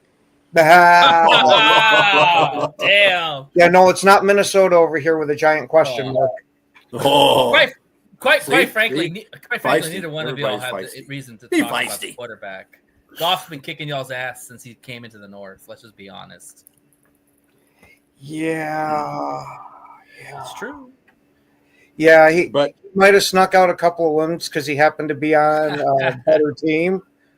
But quarterback to quarterback, their turnover ratio, they have roughly the same, and Jordan Love actually edges them out over the past couple of years. Which is crazy because Jordan Love averaged a pick every game last year almost. I think at one point he threw 8 picks in a row. I was going to say in the beginning of the year, yes. Yeah. After that, he went multiple games without throwing a single one. Yeah, well, the Toyota commercial came on. That's why he plays well. Yeah, he plays well when the Toyota commercial comes on, the Toyota-thon. Toyota-thon Love is untouchable. Yeah, he plays like they must give him a Toyotas or something like that. I swear to God, they literally put him in a Toyota commercial. I swear to God, I laughed my ass off. Now, Ken, how do you feel about Jordan Love making $55 million a year, but you don't think that's the strongest position? How do you feel about that? I'm not against it because I think it can be the strongest position. That I think he has the traits for it. This is the year that's going to be, are you just going to be a good starting quarterback, or are you going to be that franchise possible Hall of Famer? And I'm using possible because it's way too early to say anything here. The answer is no to both of them statements. Yeah, no. He's not a Minnesota quarterback. I've got a quarterback that's 22 years old. Yeah, that was rookie year. He's not making max contract money either. Yeah. I mean, I have an unproven quarterback, and I have more faith in him than I do in Jordan Love. Oh, that is hilarious. I'm going to say, you have fun with your handoff, merchant time. Ken, let me ask you an honest question about Jordan Love. So I understand what you're saying about Jordan Love. I think this is his year. You're going to find out what he is or what he isn't. You know, he's had a couple of decent years, but this is the turn year. This is where you're gonna know you got something special or you got just a guy. Malik Willis at times looks like he runs that offense better than Jordan Love. What do you say about that? No, not at all. That Malik Willis, when he comes in, yeah, there's a bit of electricity about it because he's a run-first type of quarterback, and that gets real exciting because it looks all flashy and that. But Jordan Love has a hell of a lot better understanding of not only the concepts of the offense, of the entire offense the whole way through. And he's got a lot better arm talent than Malik Willis. Do not get me wrong. I like Malik Willis as a backup, but that is as a backup. I'd be okay with him starting a couple of games, but not an entire year. Ooh, now, Ken. Didn't you guys say the same thing about Aaron Rodgers? You can't even put him in that category, man. Come on. No, because Packers fans said the same crap about Aaron Rodgers when Brett Favre was at the helm. Oh, he's a good backup. You know, he can come in there if Brett Favre gets hurt, but I don't want to see him as a starting quarterback, and that is a Hall of Fame quarterback. Okay. I mean, you had some Packer fans saying some dumb shit like that. We all have stupid people in our fan bases that say absolutely ridiculous stuff. Man. Now, I told you, Packers talk out of both sides of their mouth, man. I'm telling you. Now, I got a question. And one's just, one's below the zipper and one's above the lips. Go ahead, Jay. Mike is going for the jugular over here. Go ahead, Jay. He brought the heat. Go ahead, Jay. What were you gonna say? Now, I'm going to start with Ken. What do the Packers need to do to win the division this year? And then I'm going to ask Mike that same question. One thing, and it's going to massively change the fortunes of the team, is hold on to the damn football when you're catching it. There were 11 drop touchdowns alone. That's not drop passes in total. That's just touchdowns that were dropped. People need to hold on to the ball in Green Bay. That's why I think we finally went out and changed that since like 2002, us not drafting a first-round receiver, we went out and got Matthew Golden, and this guy looks like he's got some hands. Yeah, he does. Golden has hands. Okay, Mike, what do the Vikings need to do to win the division this year? Hope one of the team buses gets hit with a meteor. Oh, shit. Damn. Yeah. I love it, man. I love it. We need the Bear fan in here. Everyone wants to shit on the Bears. Come on, where's the Bear fan? Ken, did you come up with that yourself, or did somebody email that to you? We'll have Bear fans come in here. So what the Vikings have to do to win the division is clock management, ball control, and make sure we don't give up the big play. We were ahead in a lot of games last year, and it's like our defense just went to sleep. They lollygagged. They didn't keep the foot on the pedal. They didn't put pressure, and they were, and we've said this in other podcasts. They play that soft nickel, and they get beat. And we have to make sure that we keep people healthy. And, to answer your question earlier about, J.J. McCarthy being the handoff king in Michigan, I watched almost every single highlight from, practices, inter-squad league games and stuff like that. He put up great numbers, and he was averaging 35 to 40 passes a game. So the whole preseason, I think he only threw 2 interceptions and had like 21 touchdowns. So I think that this whole offseason, he's been training, with the receivers, with Kevin O'Connell, to make sure that he is ready to throw the ball a lot more than he is. And he's actually a really accurate thrower, and he makes good decisions. But real life game time and, going 100% every play of the game is going to be kind of a story, So I'm optimistic. I'm used to saying next year. So we'll just see what happens. Now, do you have faith that he will? I mean, as crazy as this may sound, do you have faith that he will be able to put up Sam Darnold type numbers? I mean, really, let's be honest. Sam Darnold was damn near perfect at the beginning and middle of the season, and he started to lose steam. Now, do you think that he can get you to, maybe 10, 11 wins this season, or do you think it'll be a major drop off? No, I don't think we're going to have a major drop off, but the division has gotten stronger. Players are getting better, so it's going to be Packers, Lions, Vikings. I don't think Chicago is going to make a lot of headway with the first year with Ben Johnson. I just don't, and that's just realistic. I think JJ McCarthy is an 11 or 12 win quarterback. I think he learned a lot while he was hurt, because everything I'm reading is that he was in the quarterback room. He was listening to Sam Darnold. He was, talking to other, good quarterbacks and getting advice. And he's really worked on his mechanics, his footwork. And you could plug and play pretty much any quarterback, with the receiving core we have when they're healthy and all in there, and with Kevin O'Connell, and they're going to look like they're a good quarterback. The thing with JJ McCarthy with me is, when I saw him he got drafted by Minnesota, the first thing that came to my mind is that KOC comes from the Sean McVay tree. Yeah. Quick throws, kind of West Coast kind of offense, make quick reads and all that, your progressions and all that. And JJ came from Michigan, where he had a very dominant running game. He had a dominant O-line, and he wasn't asked to do a lot. He was asked to just not fuck it up, to be honest with you. That was basically his job. Absolutely. And my thing is, I don't know if you turn the keys to a franchise quarterback and just ask him not to screw it up, especially when you trade up for a guy like that. So tell me. We did the same thing with Teddy Bridgewater out of Louisville. And Teddy was our franchise quarterback until, he had that devastating knee injury. And I think J.J. McCarthy coming out of Michigan was a better quarterback than Teddy Bridgewater was coming out of Louisville. The dude's only lost 2 games his whole football career. Yeah, but college. But the thing is, Mike, you grade a quarterback on how they struggle, not how they win. Look at Alabama. You know why Alabama quarterbacks don't have success is because they're always in stacked teams. They never have adversity. They never struggle. Not necessarily.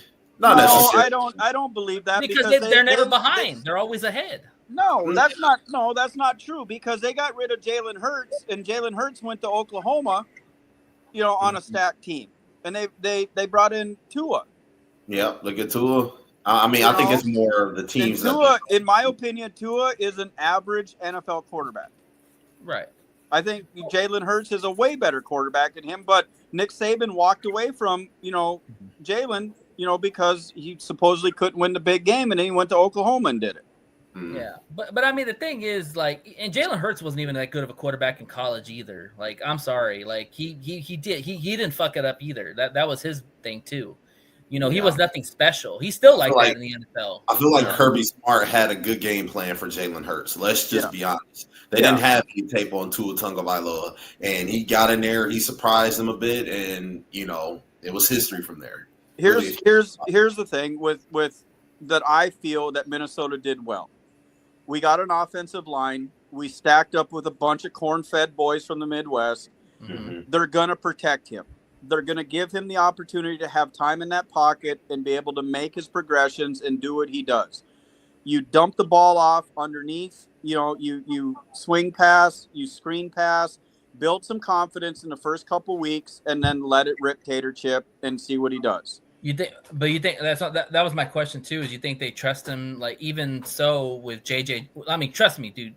JJ is a hell of a player. I love JJ. Oh, yeah, absolutely. But the thing is, JJ, when he doesn't get the ball, he can kind of be a little bit of a diva.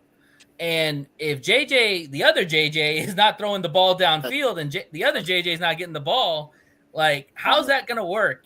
Because that dynamic is going to be interesting to see how that. They have a very good. Ken, I think that's for you, sir. Yeah, that Texan fan. That's for you. I think that JJ McCarthy and Jetta's got a very good chemistry. They did a lot of stuff in the offseason. They worked out. I seen the chemistry with him and Jordan Addison, in preseason.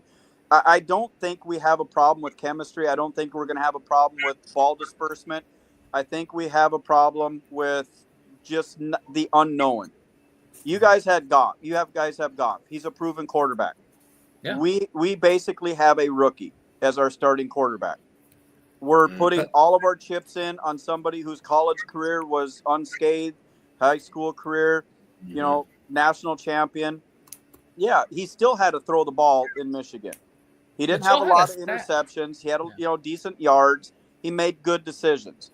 That's what kind of leads back to what I thought that was going to win us the national, the division was ball management, everything else to be able to get us to that win.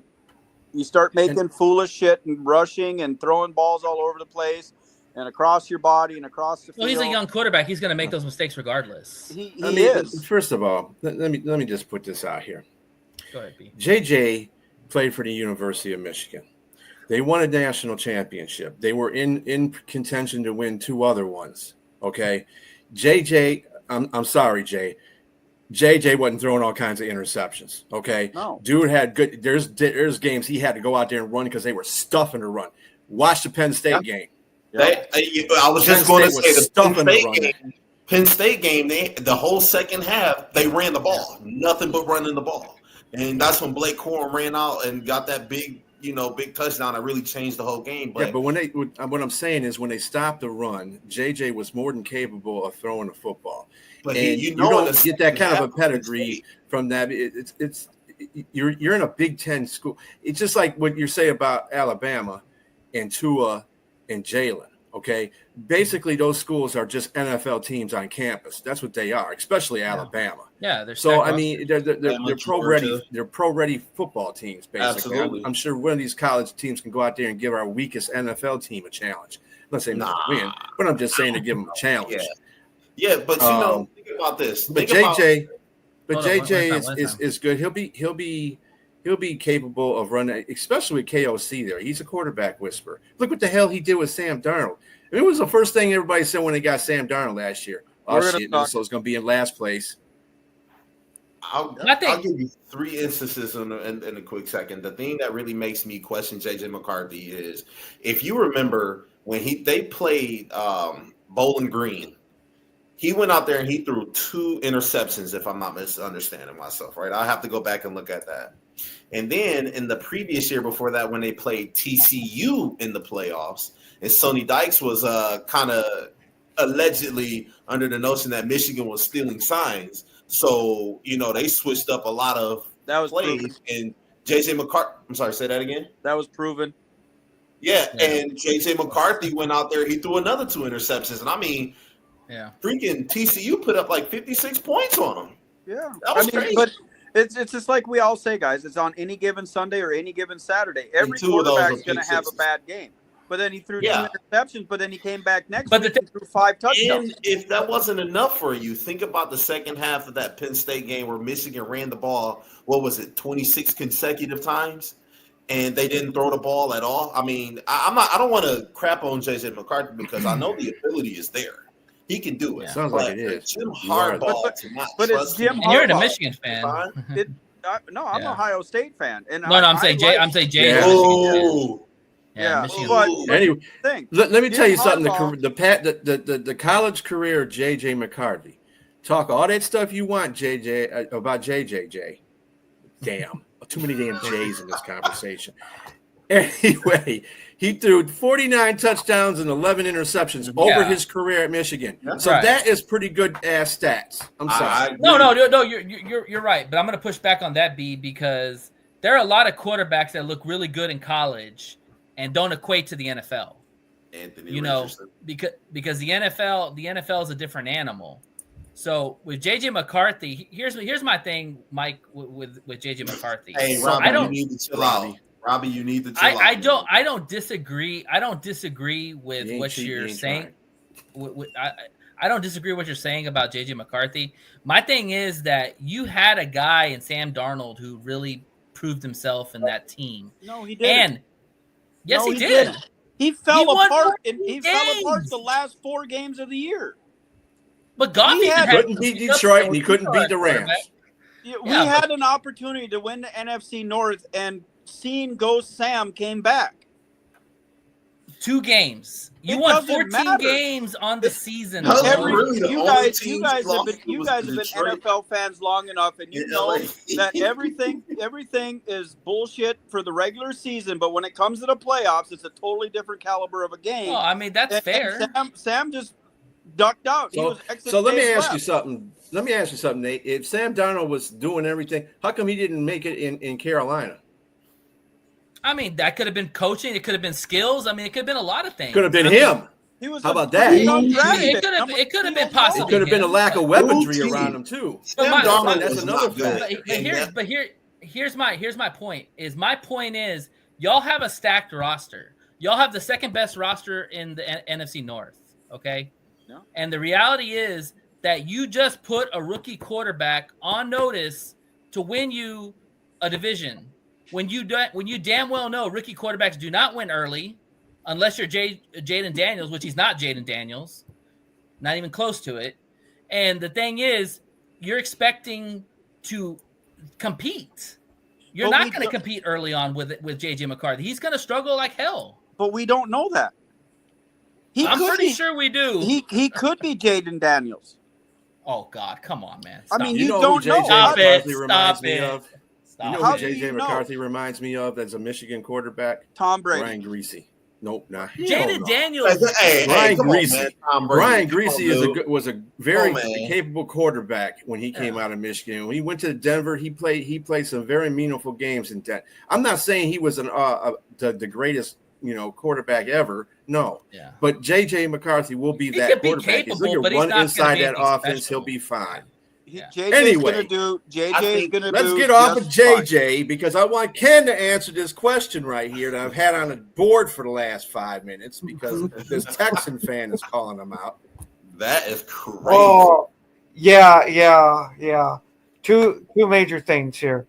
Well, what separates the Bears and the Packers, but if you take out Rodgers and Favre, would be 2 other Super Bowls just to start there, and the Bears being perennial dumpster team, basement team.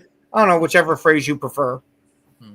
And then Jordan Love and C.J. Stroud seem like they're pretty comparable. They both had very good starting first years and second years that were good but still left some questions. So I'm not going to say that either of them can't be elite because I think they both show that they have the tools for it. We just got to see what happens now. It's that make or break time. I mean, yeah, you talk about Jordan Love. Like, what has Jordan Love done in the playoffs to make me think that like this guy is an even elite player? Like, I think he's got. Did you not see what he did to Dallas? It's Dallas, bro. Come on. Oh, Yeah, Come no, on. I won't- We put 50 points on Dallas. Dallas was a say. 13-win team that year. I won't Yeah, call but Jordan Dak Love Prescott's elite ass. just yet. I think Jordan Love is a good talent, but I won't say he's elite yet because he has his times where he still makes a lot of mistakes, and he's got a turnover problem as well, and he I puts think himself it's- in messed up position. I think that's more perceived that way because you went from Rodgers to Jordan Love, where Rodgers was allergic to interceptions, to where he wouldn't make throws because he'd be too nervous about the ball getting intercepted, to where Love will take more chances with it. And you know, Agreed. And that's the and you know difference between winning and losing a game. Yeah. Mhm. And you know the problem with Jordan Love, I'll tell you right now, the problem with him is he's got great arm talent. He can throw off platform like Patrick Mahomes can in many ways. His problem is touch. He's horrible at the short passes and touch. It's Over not those that, guys. yeah, it's not that he's horrible with it. It's that he doesn't utilize it a lot. He tries to fastball everything. When he actually tries to, he's got a damn good touch pass. The problem is he thinks he's got to rifle it in.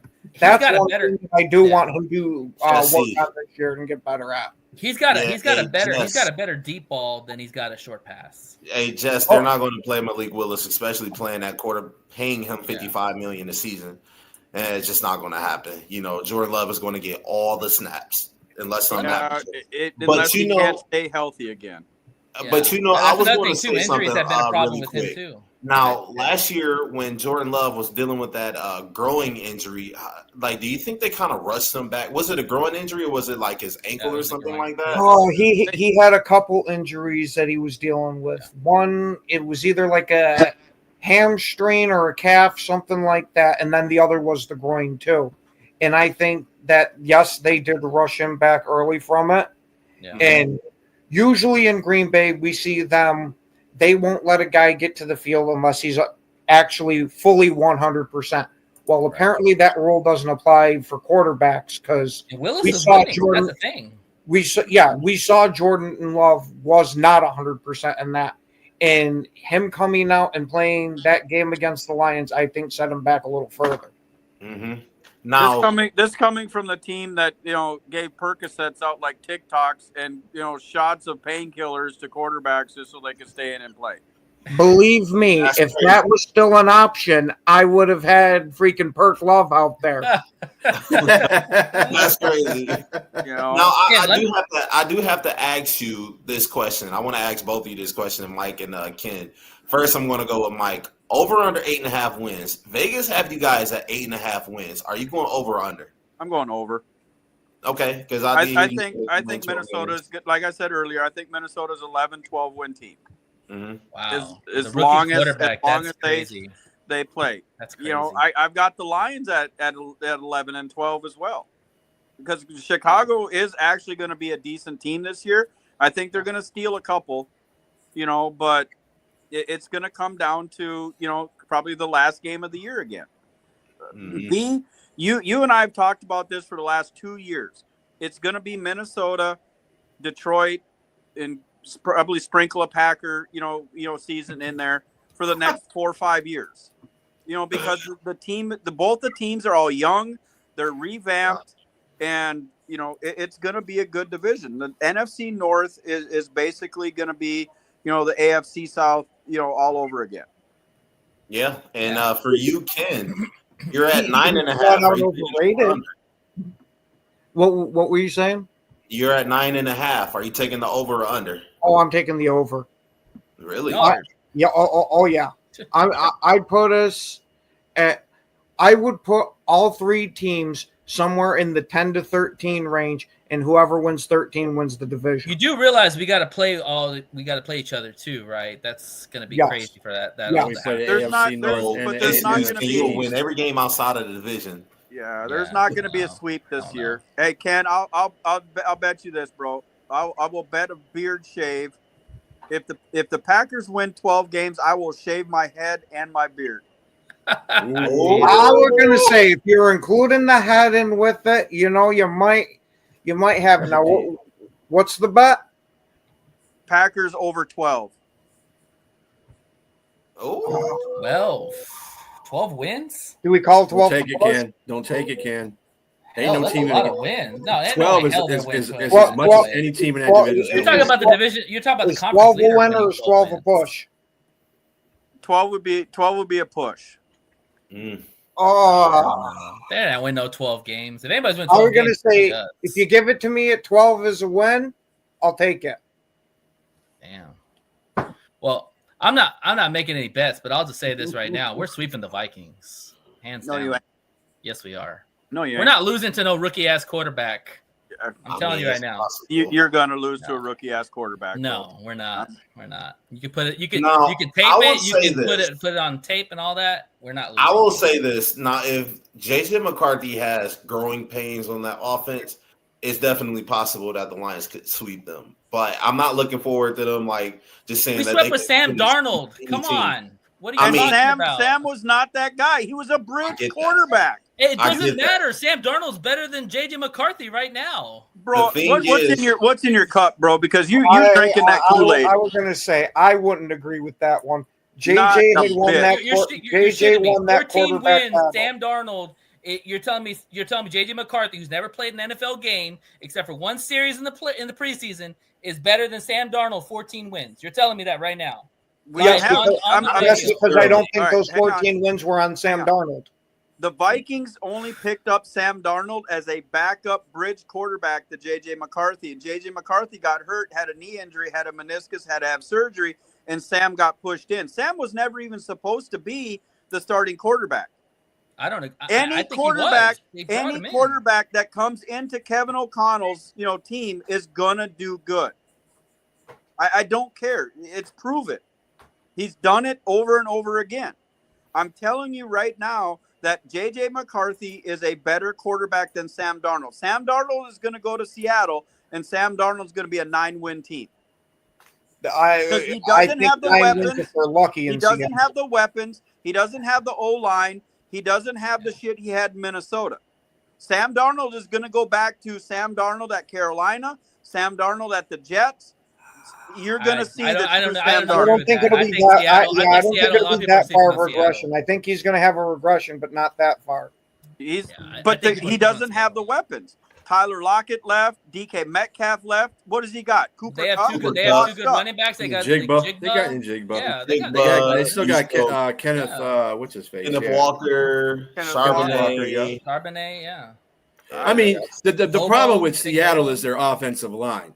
That's the problem. Which they improved, which they got better. They didn't do anything. You already seen what happened to Minnesota. Seattle stinks. They're going to be a second or third team in that division. They drafted a tackle from. I don't care if they drafted a tackle. He's got to play too, just like JJ does. If he whiffs, he whiffs. I'm telling you, man. They don't have a good offensive line. I'm telling you right now. Look what happened. Look what happened to Sam Darnold when our offensive line got hurt. He got the shit kicked out of him. Well, that's any quarterback, right? Okay. Unless you have a quarterback that can run around like Lamar Jackson. He's starting out in Seattle with a horseshit line.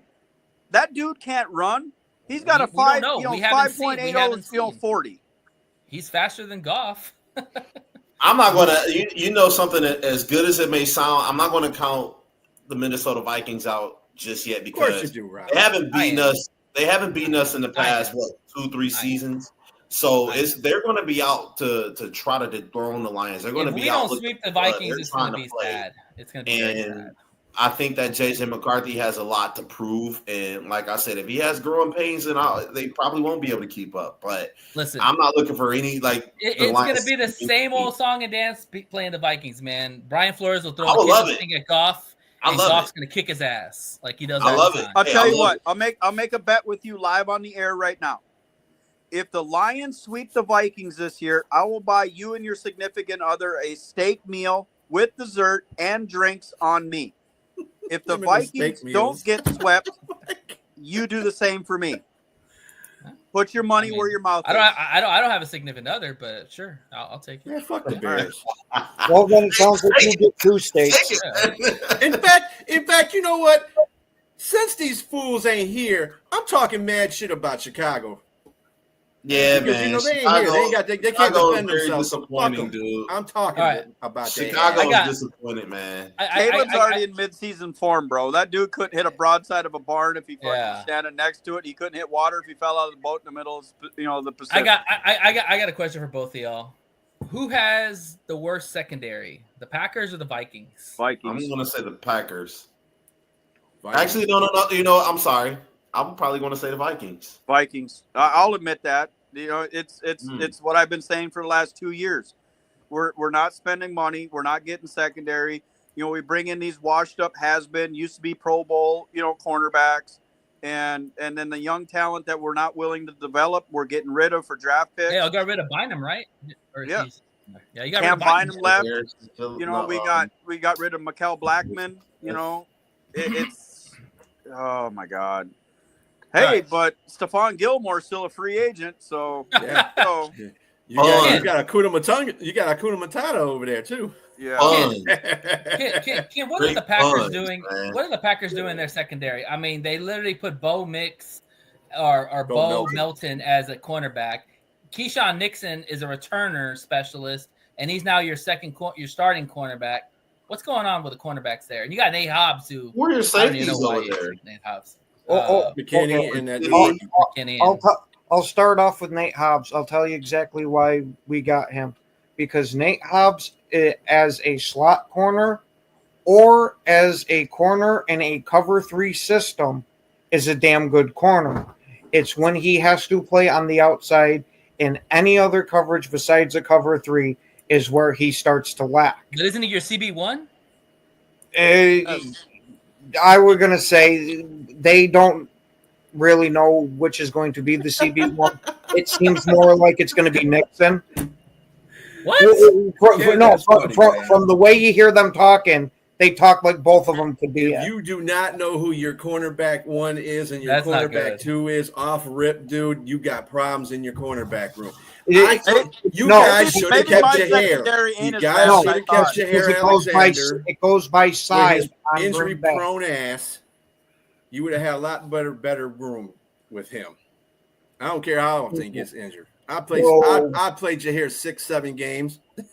You give me 6 or 7 good coverage games. How do you guys think you will do, Packer? Now, Ken, how do you think you're going to do in the division, considering that every team you're going to face has really good elite receivers? Like, how do you think they're going to fare with that? I don't worry with Kerryon Valentine being out there because he's damn good in coverage. With Nixon, he keeps getting better each year because we've been playing him more and more as a corner. And hopefully he takes that next step forward. If not, I would prefer to have Kerryon as the number 1.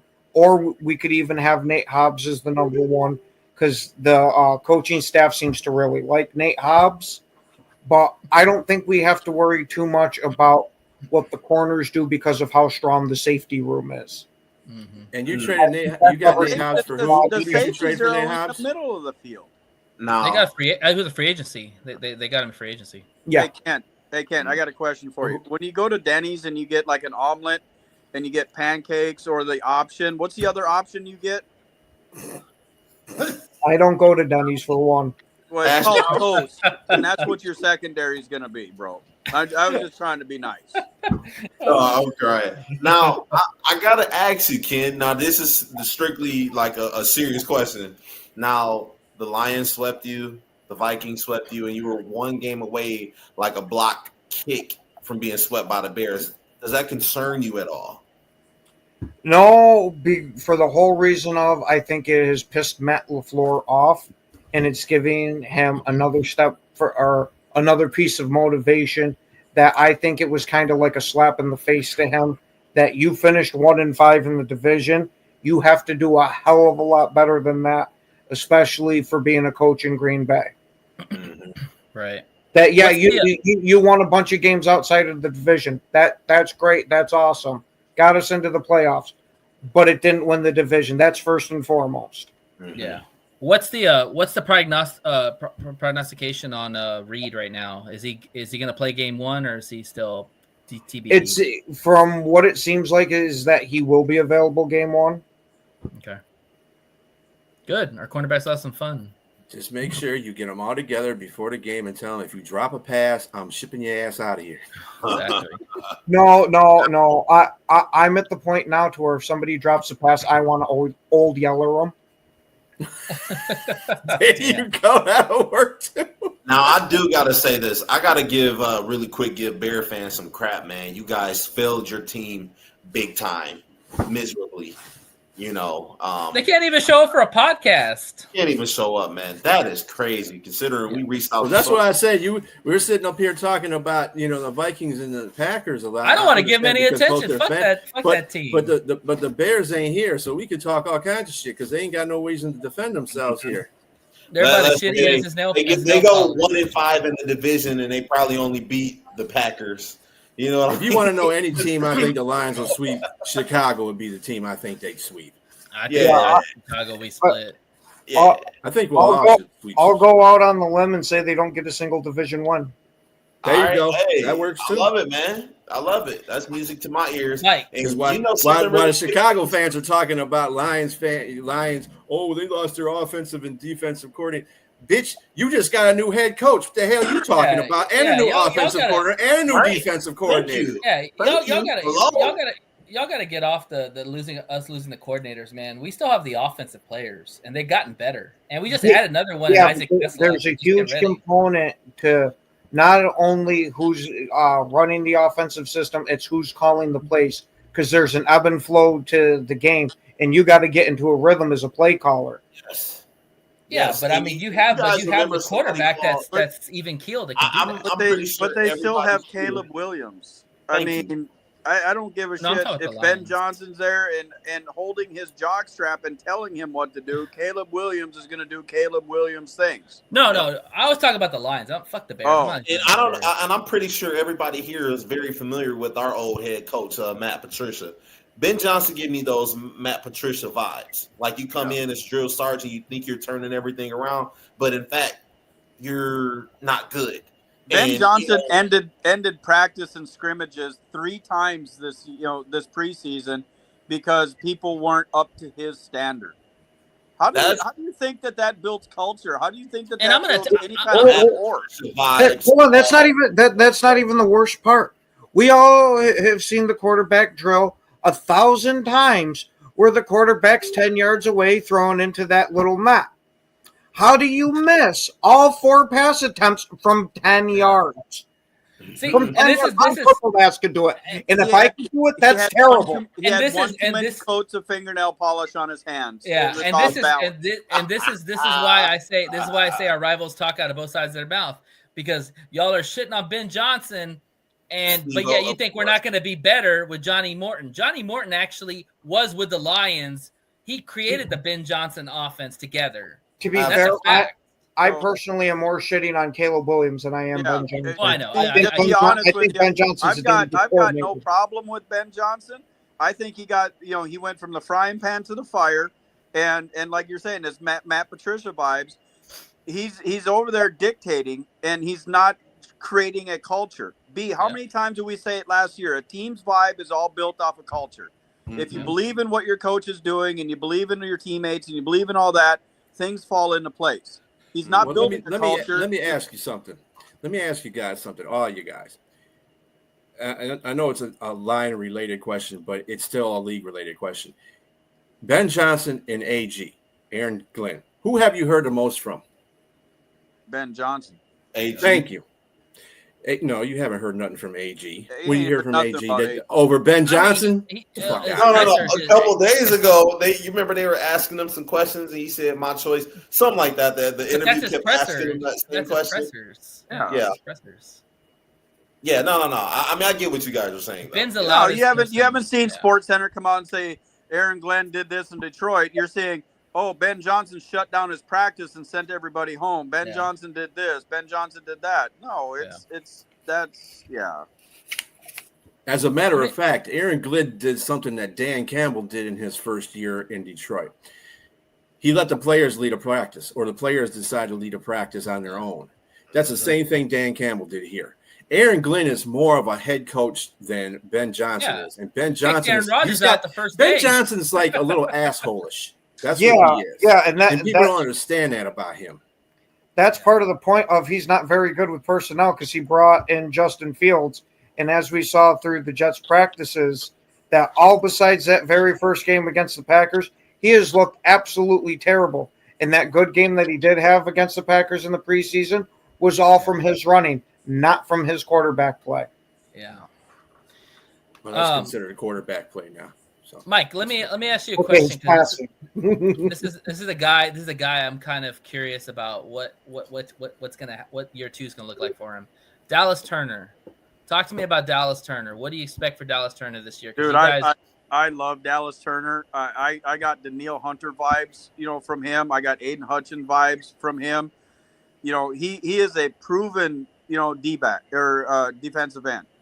He led the SEC, which is the hardest division, in college football, in tackles, sacks. He's going to be good. He found his groove towards the end of the year, and I think he's just going to grow off of it. He put on 8 pounds of muscle, this year and picked up 1/10 on his 40. He's going to be a force to be reckoned with. I think the adjustment from college football to the pros last year was a little overwhelming for him, but now that he's settled in, I think he's going to be a staple in that defense. He's going to be a bookend. Okay. Yeah, I mean, I don't know what he did last year, but I mean, he showed some flashes. I did see in some games.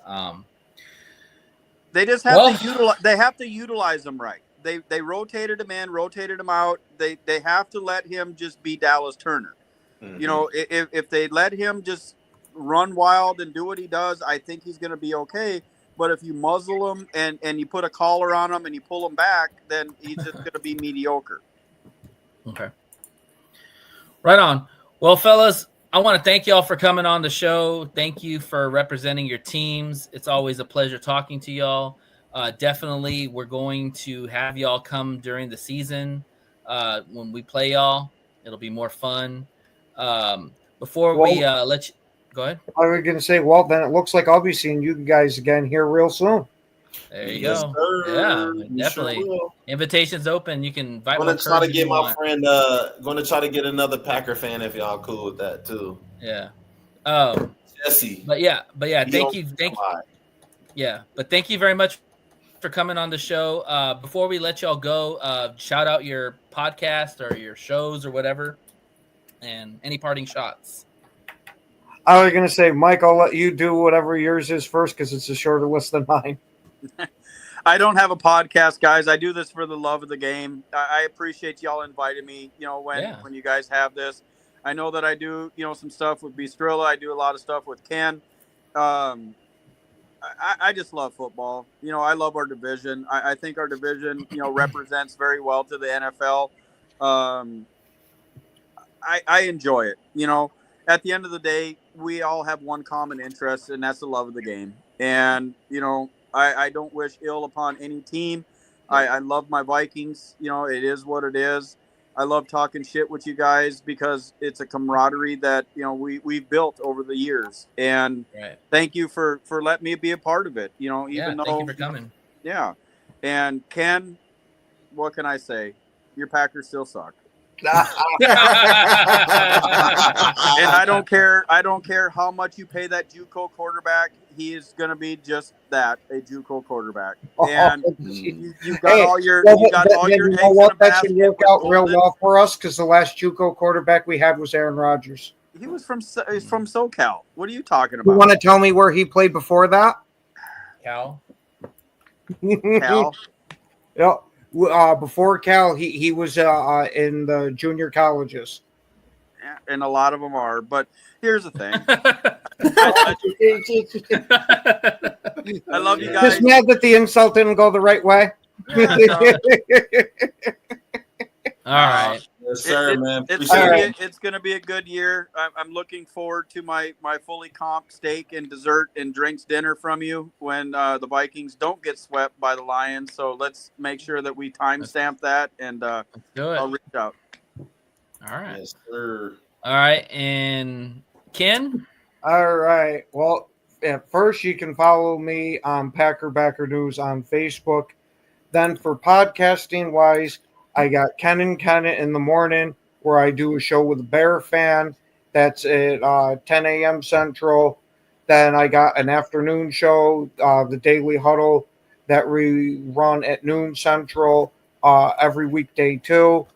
Got the Red Zone Rant that we run on Sundays at 10 a.m. Central. And then my baby, the Packer Backer Boys that we have Friday nights at 8 Central. Dang. I'll cover all the days. Yeah, oh yeah. All right. And your parting shot to Thanks for having me on. I can't wait to kick your guys' ass week 1. Oh man, I can't wait. It'll be fun. Get your popcorn ready because Amaral will be jumping in the stands again. Oh, and giving a middle finger to people. Maybe Tesla might jump in there too. I think we'll get a few Lambeau leaps out of McKinney after Goff gets punched in the mouth a few times and throws a couple pick sixes. Are you playing Madden or are you? No, it's not Madden. The Vikings haven't won Super Bowls still. Oh shit. Well, thank you, fellas, for coming on. It was great having y'all. We'll definitely have y'all on again. And you guys have yourself a good evening. You as well. Thanks, guys. Thanks again. All right, B. That was fun, y'all. Get away. That was fun. That was, it's always good to talk with the guys in the divisions. A little delusional, but, it is what it is. I'm excited for a great season against those guys. Any final thoughts for y'all? Go Lions. Well, the NFC North is the best division. in football right now. It is. And we got the best quarterback. We all know that. All right, just real quick. Our next show will be next Tuesday. We're going to have a Lion fandom. We know Lions will show up. They're not no damn Bear fans. They're going to show up. They're going to show up in droves, and we're going to have a great round table. And we're going to preview the Whackers. I didn't say Whackers when they were there. I was being respectful. I should have said Whackers, but anyways. Were you? Yeah. But we're gonna preview the Whackers game 1. Shout out all the people that were on our show: Steve-O, Brent. Who else am I missing? Robbie, Issa Merced, Jesse Stodd. Yeah, Brent was in there. Battle Red Love, Lion Rumble. There you go. You got some good all, people. Yeah, good. Yeah, please like and subscribe to our podcast. We're really trying to go big with this, so please share. Please, if there's any Lion fans out there, please, y'all, subscribe. Get to us. Send us an email or something. We'd love to have you on. We're going to try to have Lions fans on all season. So we're going to be riding that blue wave all the way to Super Bowl, right, boys? Yeah. Sure. Why the hell not? Jay faded out. Is there? Am I out? Oh, there you go. Oh. No, I said you faded out. You didn't answer the question. I'm still there. I can't see what Robbie said, though. No, that's not. Oh, yeah. Robbie's just being Robbie. But as always, fellas, it's been great seeing y'all. We'll be on next Tuesday. Again, we're going to have our Lions roundtable with some great Lions fans. Chop it up about the season, then talk about the Whackers game 1. So tune in, please. And as always, fuck the Packers, fuck the Vikings, fuck the Bears. Sorry ass fucking Bears. Go back in hibernation. That's where you're going to be all season. And we will see you on the other side. Have a good evening. This is the One Ass Cheek and 3 Toes signing out. Peace. Peace. Go Lions.